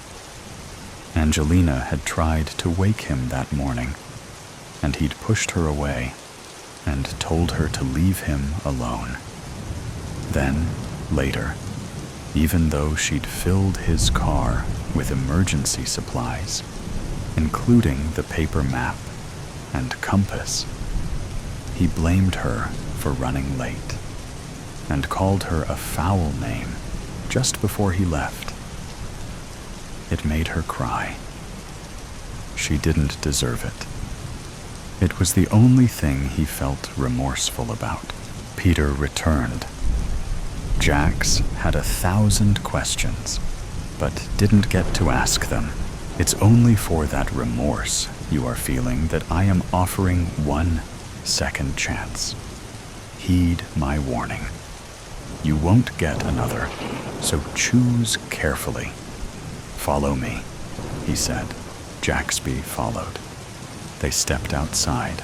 A mountain of boulders stood before them. Peter offered a silver hammer to Jaxby, 1 stone for each of your trespasses, and 2 stones for each of Mance Rayfield's misdeeds since you took his life. Once you turn the stones to dust, you may stay here. Think carefully before you decide, for my offer comes but once. If you decide against it, we'll disappear forever, leaving you to the mercy of the gates of hell. Jax was confused. Was this a dream? A mirage? Something didn't feel right. He looked over the pile of boulders, reaching to the sky. changing them to dust with the small hammer Peter offered would take a lifetime. Who was Peter, anyway? I don't feel I should have to pay for Mance's wrongdoings. Very well, answered Peter. He took the hammer from Jax, and the world flashed out. Jax was back on the road, back on his knees. The pearly gates was gone.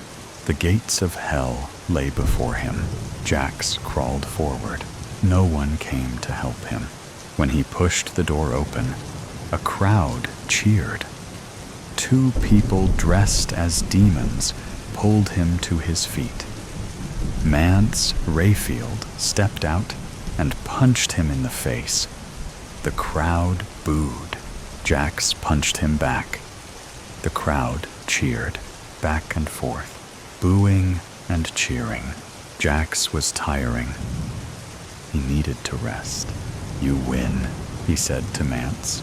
Boo, the crowd answered. Mance hit him again. The crowd cheered. I said I give up, Jax said. The crowd booed, on and on and on. All at once, a gate appeared in Jax's peripheral vision. He edged toward it, connecting a bloody fist to Mance's bloody nose. Another step, another blow. When he was close enough, he opened the gate and raced out into the desert. A sky of stars welcomed him into the cold night. Without warning, he was back in his Subaru, singing along to Hotel California, smiling in relief, until the engine light came on and the radio stopped. The world whited out amidst blasts of steam, and Jaxby pulled over. He opened the hood, tried to start the motor, packed his 2 jugs of water and his box of protein bars. He left the blanket behind. He wouldn't need it. This time, he stuck to the road and conserved the water. Maybe a car would stop, or a bus. Hours later, lights blazed from up ahead. When his feet gave out, he crawled. A buzzard cried out from the lonely sky. Only the gates of hell remained. The pearly gates was gone. For the first time in Jaxby's existence, he felt remorse. Remorse for everything. Teddy.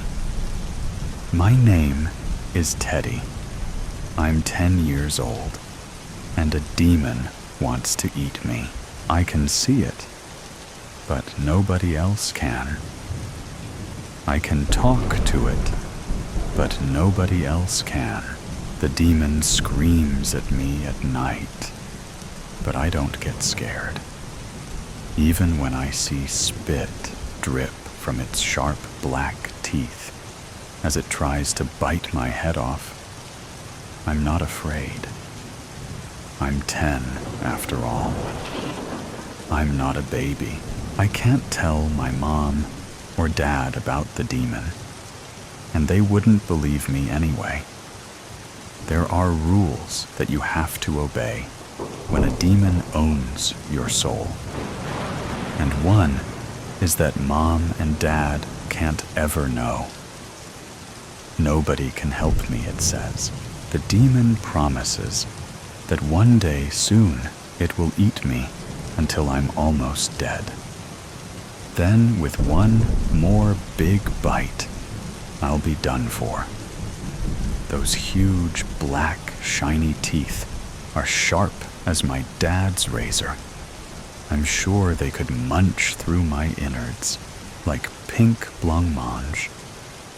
We have that at school for dessert sometimes, but I don't like it anymore.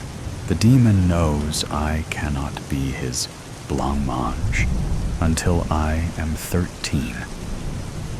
I don't know why 13. The rules are the demon's, and not mine. It knows I know about the 13 rule. I'm safe. I'm only 10. Ha! Hello. I'm Teddy, and I'm 11. A demon is dying to kill me by gobbling me up. It will eat my toes, my tummy, and lastly, my head. It owns me. It keeps on telling me, but it can't hurt me yet. Not 13, see? It still tries hard to scare me, though. It gets really mad at me, and said that it can't wait to chew my head off. It can't wait to grab my skull in its 3-fingered claws that are sharp enough to gut fish or little kids. I'll bleed through my eyes as it squeezes my brains to a blood orange pulp. Finally, it will bite into my inflated head until it pops, and my blood dribbles down its chin and onto its serrated chest. It taught me the word serrated. I'd heard it before, but I didn't know what it meant. The demon said that it can mince up children straight into its belly to save time by just using this serrated kitty chest grater, like a smoothie maker for monsters. But it will not eat me in a fast, smooth way. I have to suffer slowly, it says, but it doesn't say why. The demon has shown me too how this will look. It's brought a lot of broken 13-year-old girls and boys to my bedroom at night. I said,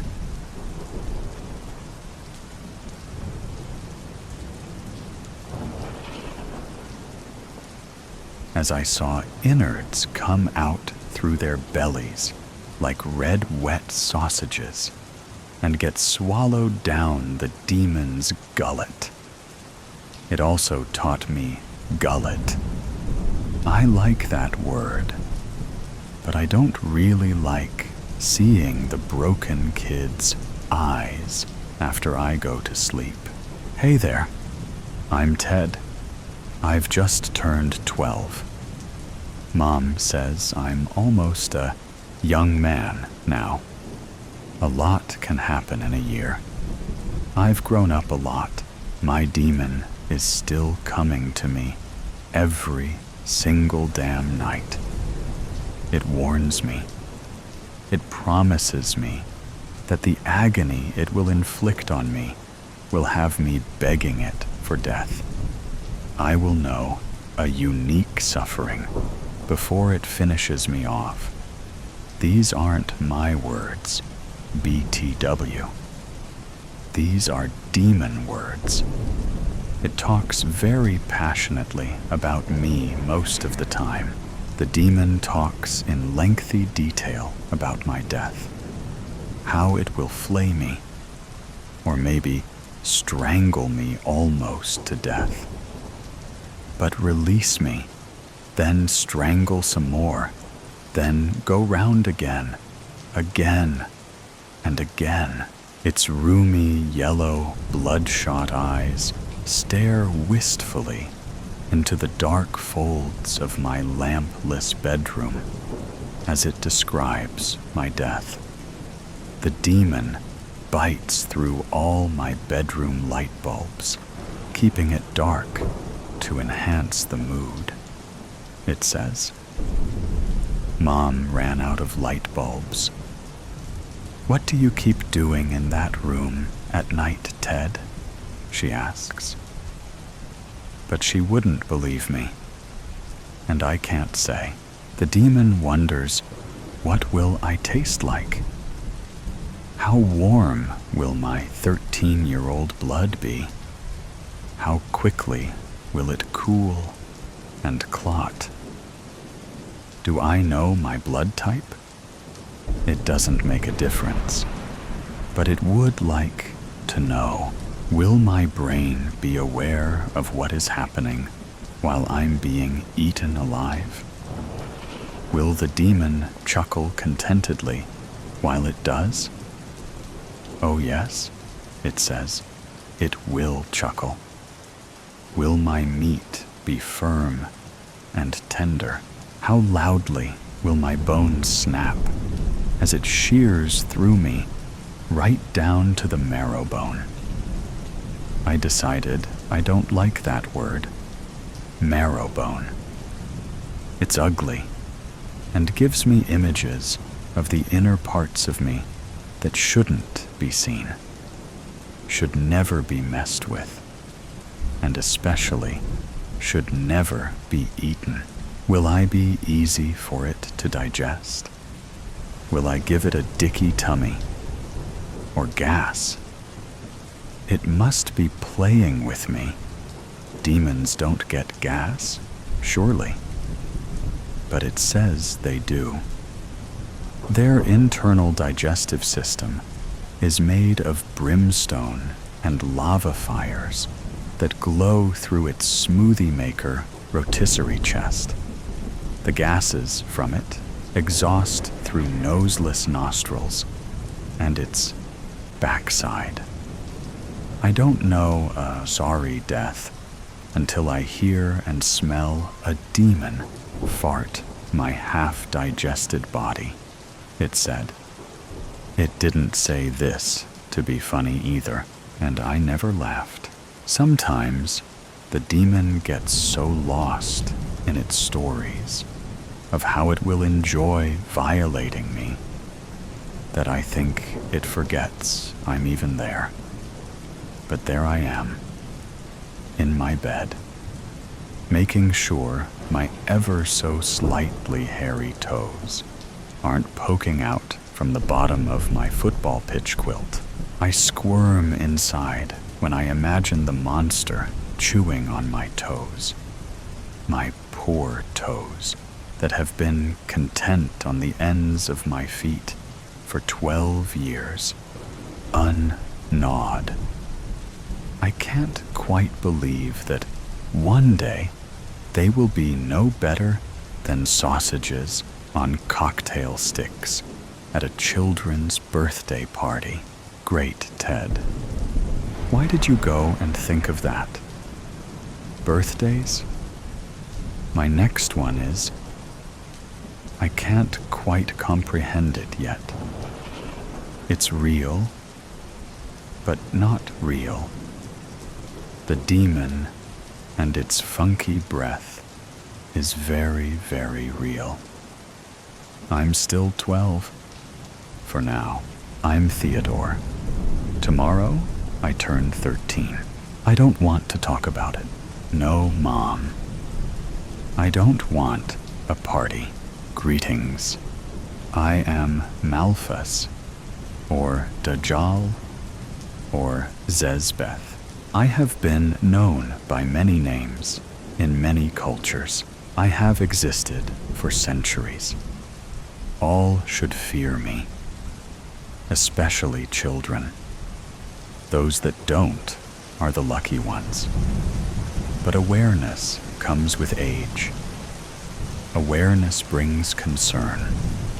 Concern brings fear. Fear brings death. I am death. I am a clock watcher, a time eater. I have no end. Teddy once thought himself eternal, as the young do, blinded by his youth, ignorant and immature. But immaturity eventually blossoms. It wears down like enamel on teeth and ripens like a blood orange, ready to be eaten. I wonder, does Teddy remember the blood orange promise I made him? Not to worry, it has no impact on his outcome. I am Malphus. The demon that ate Teddy. He was aware to the very last bite. I strangled him. I flayed him. I grated him. He begged. He suffered. He cried. I chuckled. His bones snapped loudly. His head popped messily. His marrow bone was stringy. His blood curdled. His toes were hairy. He gave me wind. My stomach feels troubled. He was too gristly, and I am still picking bits of him from between my teeth. I am the monster that finally ate Teddy, and he tasted average. They really are past their best at 13, almost angels. I dare you. Meryl couldn't resist a dare. She never could. She opened the car door and ran out into the cemetery. It was a night in a million. Not fog, but low clouds hovered around the gravestones. So satisfyingly spooky. There were no stars, but the overcast sky above was bright with moonlight. Meryl could see her way just fine, and hid behind a tall stone that read, Margaret Lesko, 1840 to 1913. A woman who died over 100 years ago, and her stone yet survived. Here I come, said Lucas. Meryl held her breath to keep from laughing and put her hand over her mouth. What she'd meant to do was jump out when Lucas ran past, throw her arms around his muscular shoulders, and wrestle him to the ground. Then they'd kiss. And then she heard his footsteps running across the grass. He called her name while headed in the wrong direction. She was going to wail, Lucas, in a horror story voice. But several male voices interrupted from somewhere, and she held it in. Who are you? No! No! A gunshot, moonlight, shined through the kitchen window onto her mother's table. A vase of dead flowers with a little card on a stick lost its color in the pale light. A pile of used tissues surrounded a box of Kleenex used to prop up her senior picture. Mom? She called out. No answer. Mom? She opened her mother's bedroom door. Both her parents were asleep in bed. She kissed her mother's cheek, still wet from tears. Mom stirred and smiled without waking. Meryl walked through the halls of the high school, looking for Lucas. Her friends were just up ahead. When the bell rang, everyone disappeared into the classrooms. Meryl drifted into first-hour social studies and sat at her desk. Sue Ann shivered as she walked past and put her jacket back on. The words imports and exports were written on the board. Lucas's seat was empty. Lucas's parents and siblings stood outside the hospital room. Meryl tried to see inside room 314A, but a team of medical personnel surrounded the bed. Machinery breathed and pulsed lights. Lucas? She called. No answer. She could have gone inside, but she didn't want to interrupt the doctors. I love you, Lucas, she whispered. Autumn, and the trees had turned. A mildly wild wind rustled through the colorful leaves. backdropped by a steel gray sky. Merrill strolled through Charlton Park, kicking the leaves on the ground. During the summer months, roses filled the gardens, and on Saturdays, brides, grooms, and their guests filled the park with ceremonies. Now, the roses were supplanted by burning bushes and mums. Some weddings were still performed in the park during this time of year, but not today. It was Thursday and chilly, and no one else was here. Not even a dog walker. She walked to the playground and sat in Lucas's swing, the one he used when they came together. Here, they had slid down the slides and got silly dizzy on the old-fashioned merry-go-round. I dare you to slide head first. Lucas had taken her up on the dare, and she followed after him. Then they slid down the slide together in each other's arms. A police car drove slowly through the park, looking them over because they'd been making so much noise. It was only 8 o'clock, but dark settled early this time of year. The police station was downtown. Merrill walked past the desk clerks and the stairs, where they kept the bodies waiting to be identified by their loved ones. She wouldn't think about that. She sat down in the chair in front of Detective Greta O'Neill's desk. The pictures of 4 men sat on top of paper files. Merrill shuddered. "That's them," she said. But there were only 3. Who is this 4th man? When Detective O'Neill left her seat, Merrill read the report. It seemed Lucas had interrupted the execution of the 4th man, who'd been able to run away before Merrill got there. The 4th man was under protection as a witness to this crime and others. He owed a great deal of money to an organization of criminals. There was a jewelry store on the corner, a few blocks away from the police station. Merrill looked through the window at the rings, the same window she and Lucas had looked through together. The diamond with the golden heart was gone. It had been a small diamond, a 1/4 carat, maybe. But Lucas had asked which one was her favorite, and she'd told him she loved that one. Someone said Lucas had bought a ring. Had he? Where was it? She looked at her hand, surprised to see it on her finger. She didn't remember Lucas giving it to her. It belongs to her. She should have it. Who said that? Lucas's mother? Merrill always had the feeling Mrs. Kessler didn't like her. Lucas would have wanted her to have it.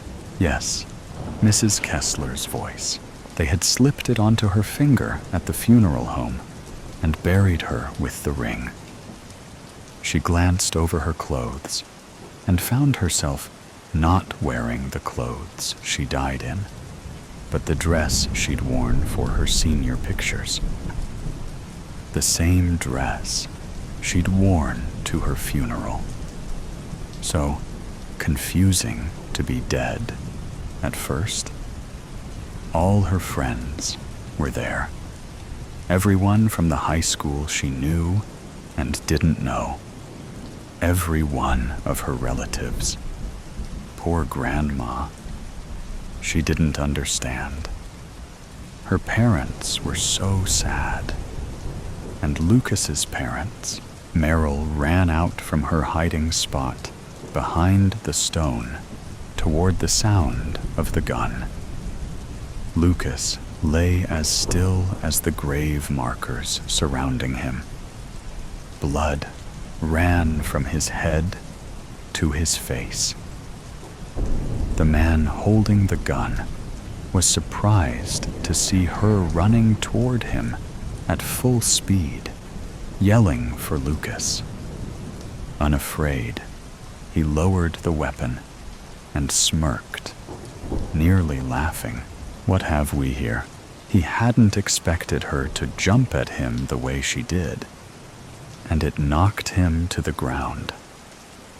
As he fell, she wrested the gun from his hand and shot. After that, one of the other two men put their hands around her neck and choked her life away.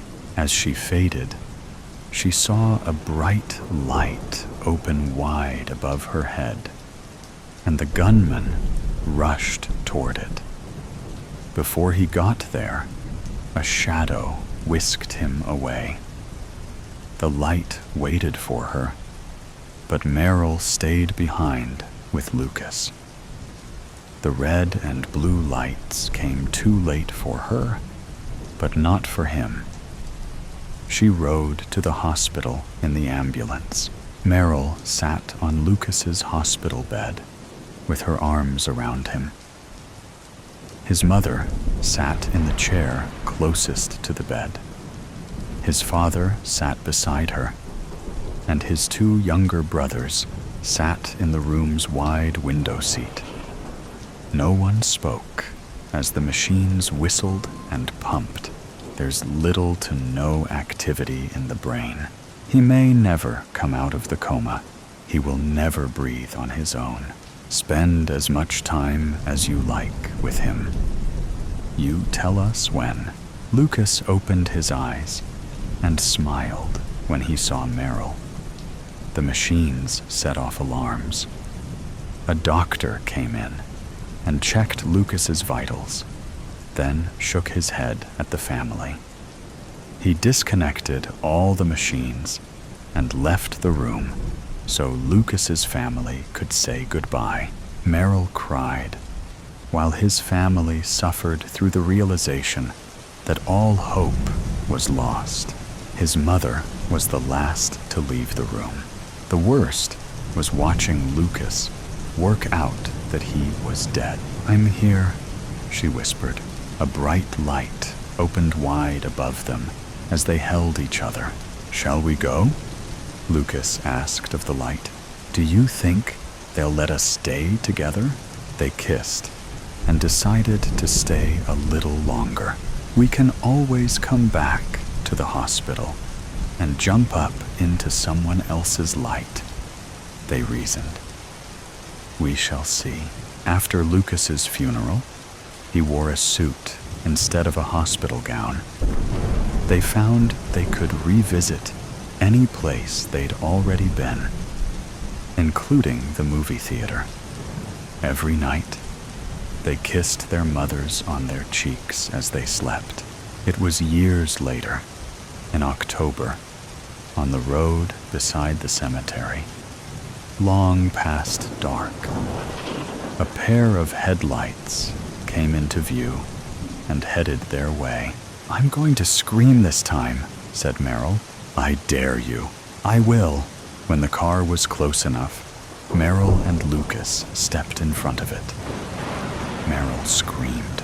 Tires squealed and screeched, and gravel flew as the car came near to losing control and then stopped. "Did you see that?" the driver screamed. "I saw it," the passenger screamed back. The ghosts of those murdered teenagers that haunt this road every year. I think I even got it on video. If you're all right, then let's go. There's no signal out here, and I can't wait to post this. Feast. It's 2 a.m.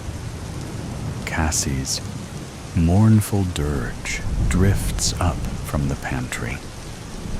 I lie in bed, staring at the moonlight through the open window.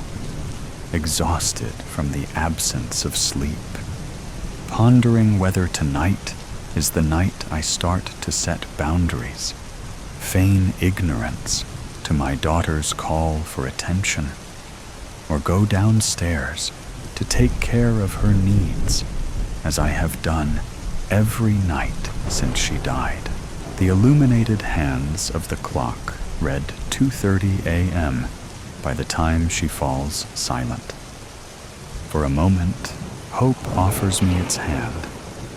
Has the torment finally ended? Is peace now mine? A drumbeat pounds in my ears. Nerves fire off insurgent tension, and 2:45 a.m. is the time I begin to believe she has quietened for the night. I close my eyes, breathe in, breathe out. Unfamiliar calm trickles in. At the point sleep beckons, a sudden thunder crash of rage shakes my bed, and I hear Cassie howl like a banshee.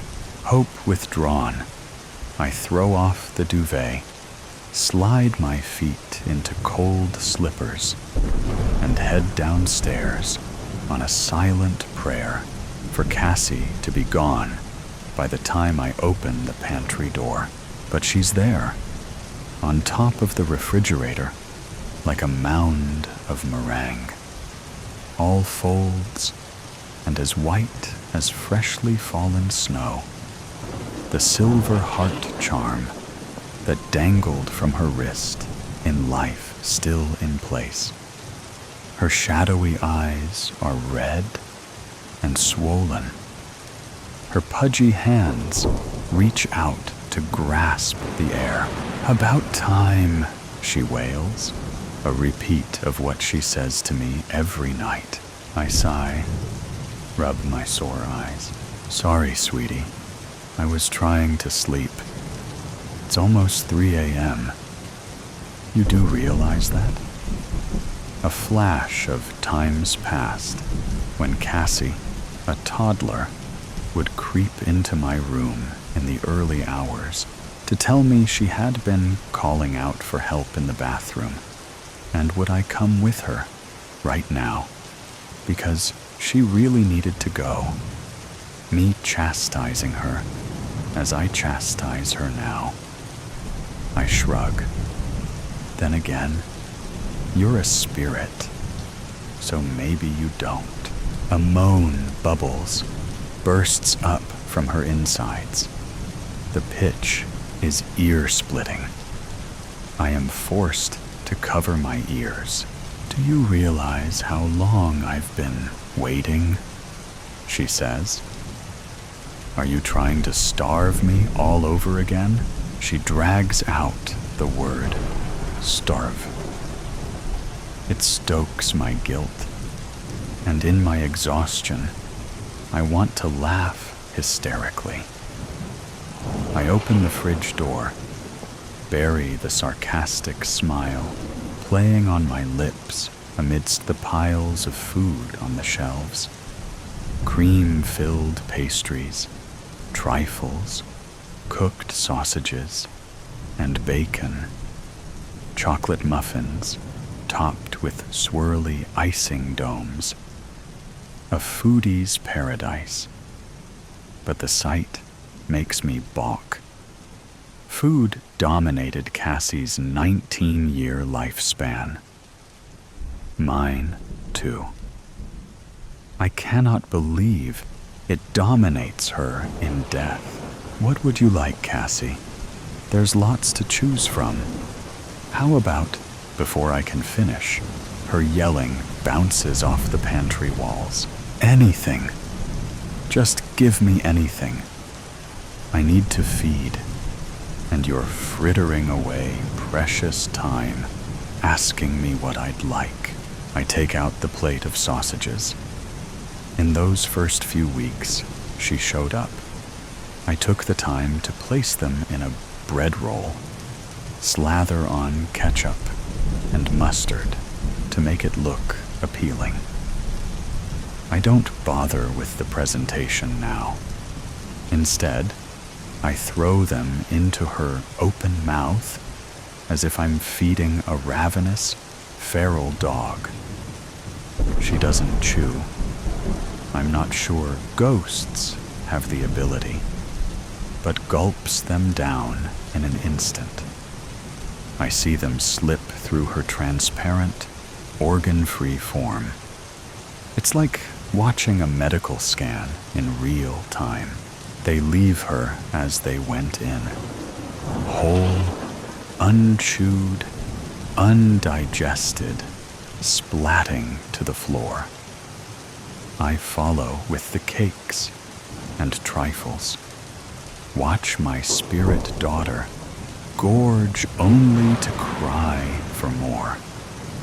I take the dustpan and brush, sweep up the mess, pour it back into her, and this is the cycle, pending her being satiated enough to cease her demands.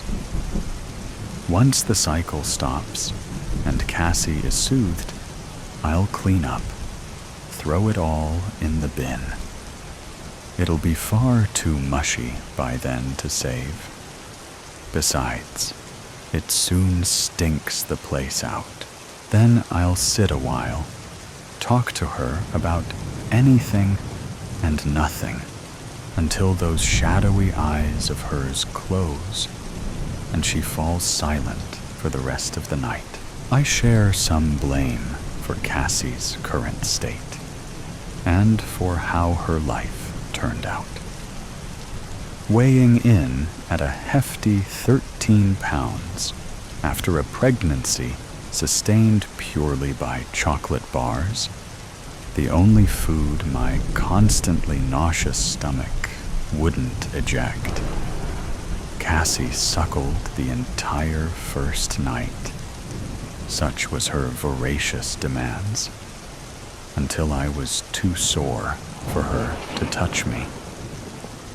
A bout of mastitis sealed the deal to move her onto bottle feeds. We'll see if she's meant to be this big, the health visitor said. You're only a small build, so maybe she'll slow down. Cassie did slow down, but I wasn't worried. Children grow at different paces. She possessed a healthy appetite, cleaning every morsel from her plate, and more. An active child, she remained slim, but followed her centiles, a term used by health professionals. Listening to the mothers at the school gates, fraught with their fussy eaters, I admit to feeling smug. Then, one day, karma bit me for my arrogance. Cassie stopped eating. Her personality changed. She was having trouble with her friends, bullying, her teachers said. A phase, I thought. But after 6 months, it dawned that this was no phase. Something far more serious was at play. Cassie is 10 years old and weighs what a child half her age should weigh. How long has she been experiencing problems with food? The doctor gazed at me with sympathetic eyes as he spoke. I was grateful for it. It made a change from the critical glances I had become used to. I took Cassie's hand, gave it a reassuring squeeze. She pulled away, a fierce scowl that said, "You are a lying bitch," came my way. She had gone through the surgery door under false pretense, that of holiday vaccines, to go somewhere exotic. I had said it with my face set in stone, so she didn't suspect. I risked paying a heavy price for inventing such a whopper. But by then, I'd have done and said anything if it meant getting Cassie help. Since summer, so 6 or 7 months maybe, I replied. She didn't like the way she looked in her swimsuit, said her thighs were too wobbly to be on show. I thought it would pass, only it hasn't. It's getting worse. I've been called to collect her from school several times because she's fainted. She gets breathless at the slightest exertion. Her bones jut out. She's pale and sleeps a lot. I'm really worried about her. I wanted to say I feared she'd die, but to say it could make it happen, so I kept it to myself. There's a risk of lifelong health problems if she doesn't start gaining weight. The doctor looked to Cassie. Do you understand what is happening here, Cassie? You are very thin, and it's not good for you. Cassie stared at the floor, her arms crossed over her chest. The doctor sighed. Let's see what help we can get for you, shall we? We left the surgery. A prescription for supplementary feeds, iron pills, and vitamins stuffed in my pocket. A referral to child psychiatry on its way. Cassie sulked all the way home, shut herself away for several days without uttering a word to me. When she did finally show, her rage had stepped up a notch. How dare you tell the doctor that I don't eat, Mom? She yelled. It is my business, not yours and not his. She stood in the middle of the kitchen, arms flailing, her tinny ribs visible beneath one of the close-fitting tops she insisted on wearing to display what she saw as a model figure. Cassie's glare cut me. I felt like the devil reincarnated. You need help, sweetie. I've tried to do this on my own, but I'm lost now. I don't know what to do anymore. You're wasting away. I can't stand to see you like this. Then don't look at me. Hands on hips, head thrust forward. A wild glint in her eyes. Cassie, please don't. I only want to help. So shut up and leave me alone. She stomped off to her room. At the top of the stairs, she called out, and just so you know, I will not see a doctor ever again. The door at the bottom of the stairs opened. As Cassie paced towards the kitchen, I was quick to hide the bottle labeled sugar-free lemonade I had refilled with a sugar-loaded version inside the refrigerator. Cassie was 15 at the time, skeletal, walking miles every day and night. She appeared in the kitchen door, layered up in clothing, a scarf and woolly hat. Despite the heating being cranked so high, I could barely breathe. It's cold outside. They've forecast rain, too, I said. Why don't we watch a film? I've bought some of that toffee popcorn and hazelnut chocolate you've always liked. Gray rings circled her eyes. Angry red spots shone from her cheeks. Maybe later, she said, and turned to leave. Be back by 1. It's clinic today. Don't forget. The front door slammed behind her. Despite her lack of response, I knew Cassie would return home in time for her weekly appointment. She had signed an agreement with the medics, one I knew she would not default on. In exchange for doctors, pausing her forced admission to hospital, she would eat a little more, show up at the clinic every Friday to be weighed, have her bloods checked. We drove to the clinic that afternoon, Cassie staring out of her side window, me humming along to the radio. The sun had broken through the clouds, turning a gray day beautiful. Inside the clinic, Cassie disappeared with the nurse, only to return several moments later. An ecstatic grin on the nurse's face. "She's put on a whole kilogram since last week," the nurse announced. A glimmer of light shone. I began to see faith in that pivotal moment. Yet my faith would soon be shattered. The next morning, as laundry tossed in the washing machine, I heard a knock-knock coming from inside. I found nothing obvious when I emptied the machine, but when checking through the clothing, I felt small, hard lumps in the hems of Cassie's trousers, in the lining of the jacket she had worn the day previous, childlike stitching on the inner side. I picked it open. Pebbles fell on the floor. "You should have put her in the psychiatric hospital when you had the chance. They'd have sorted her out. They're the professionals, not you." Having chided me throughout this challenging time, my mother's unwanted advice didn't come as a surprise. "Cassie doesn't want to be in hospital, Mum." And I couldn't bear to think of her being force-fed, and that's what would happen. It would be purgatory for her. I'm sure she'd do something drastic, so she dies either way.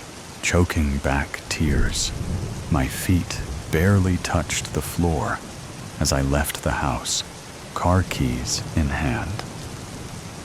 I sped off down the road, not knowing where I was headed. I didn't return home for another 3 months. I woke from the induced coma 3 weeks after the car accident. Extensive surgical repairs to my left leg, from thigh to ankle, meant weeks of rehab and learning to walk again. By the time I returned home, Cassie had a slight prominence to her tummy, a rounder face, but she seemed downbeat, soulless. "There, you see?" My mother proudly paraded a plumper Cassie before me. "This is what happens when you set boundaries for your children and don't allow them to control you." I took Cassie's hands. "You look amazing, sweetie. So pretty." We hugged. I felt the meat on her bones, the warmth of her. She forced a smile, although darkness sat in her eyes. For the remainder of my mother's stay, I watched Cassie shovel her grandmother's meals into her mouth, mindless, not seeming to taste or enjoy what was going in. She tried to throw it all back up again when I first arrived, didn't you, dear? But I put a stop to that too, my mother announced. Cassie nodded. She didn't look up, said nothing, kept on like a robot, loading her fork, filling her mouth, swallowing. I should have been happy she was eating. I wasn't. When I asked, neither Cassie nor my mother would elaborate on what went on between them during my absence. Cassie would shrug, remain tight-lipped. My mother would smile and say, "Proper parenting, dear." Only at Cassie's wake, 4 years later, did my mother offer her pious explanation. I broker her. That's what happened. I removed everything she liked. Her music, the TV, those awful childish coloring books you insisted on buying for her. I locked her inside the house so she couldn't exercise. I put a spoon to her mouth every damn meal until she caved and started to eat. No food, no reward.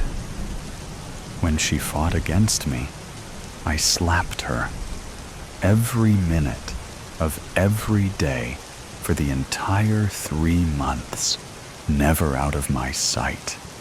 That's all it took to get Cassie back again. It's what you should have done, but no, you had to give in to her again. Now look where she is. She turned to look at Cassie's photograph on the mantel. Then she was gone. You didn't like me when I was thin. You don't like me now I'm fat, do you? Cassie asks. I sit opposite Cassie's ghost on a chair I've dragged from the dining room. I haven't yet cleaned up the food mess from the floor. I stare into the myriad colors and textures. I've always loved you, Cassie. I worried about you when you were too thin. It didn't mean I disliked you. The saucepan flying through the air, the bolognese within it spraying across the kitchen cabinets, plates smashed against the floor tiles in my desperation to see her eat. Never have I revealed this to Cassie, but these were the times I disliked her the most. I used to think you were a useless mother. Misery and wrath cross Cassie's face like a hologram changes when it is turned. Do you still think that? I ask. You didn't understand me. You were afraid to. Cassie's eyes meet mine. I see the depth of her melancholy. An infinite, darkened pool. She is distant, forever out of reach, as she always was. Yet I failed to see it. Failed to see why. A lump comes to my throat. I cannot swallow it down. I grab the dustpan and brush to clear away the debris from the floor. Next comes the mop, swishing back and forth until the dirty patch shines. Throughout, Cassie is silent, watching me work. Eventually, she breaks the peace. Do you miss me? I lean on the mop handle. I miss you dreadfully, Cassie. I just wish our time together had been different, happier, less of a fight, squeezing out the water from the mop. I wonder why Cassie's ghost did not return with the appearance she bore when she died. Emaciated, barely there. Was her ghostly bulk meant to taunt me? As if she reads my mind, she says, "You were only happy when I ate, when I was bigger." So she comes here looking like this because she thinks it's how I prefer to see her. I drop my head to hide the brimming tears. It doesn't make me happy to see you like this, to see you so sad. Not back then, and certainly not now. The tremble in my bones reverberates in my voice. Cassie judders. Her mountainous bulk ripples. Her face crumples as the wailing kicks in. The mop drops from my hand, and I move to take her in my arms, stopping in my tracks when I realize I cannot touch her, cannot feel her It's okay, sweetie. You don't have to do this.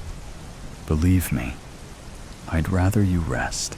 Her crying fades out, like the end of a song. She becomes still. You don't wish to see me again? Her question is but a whisper.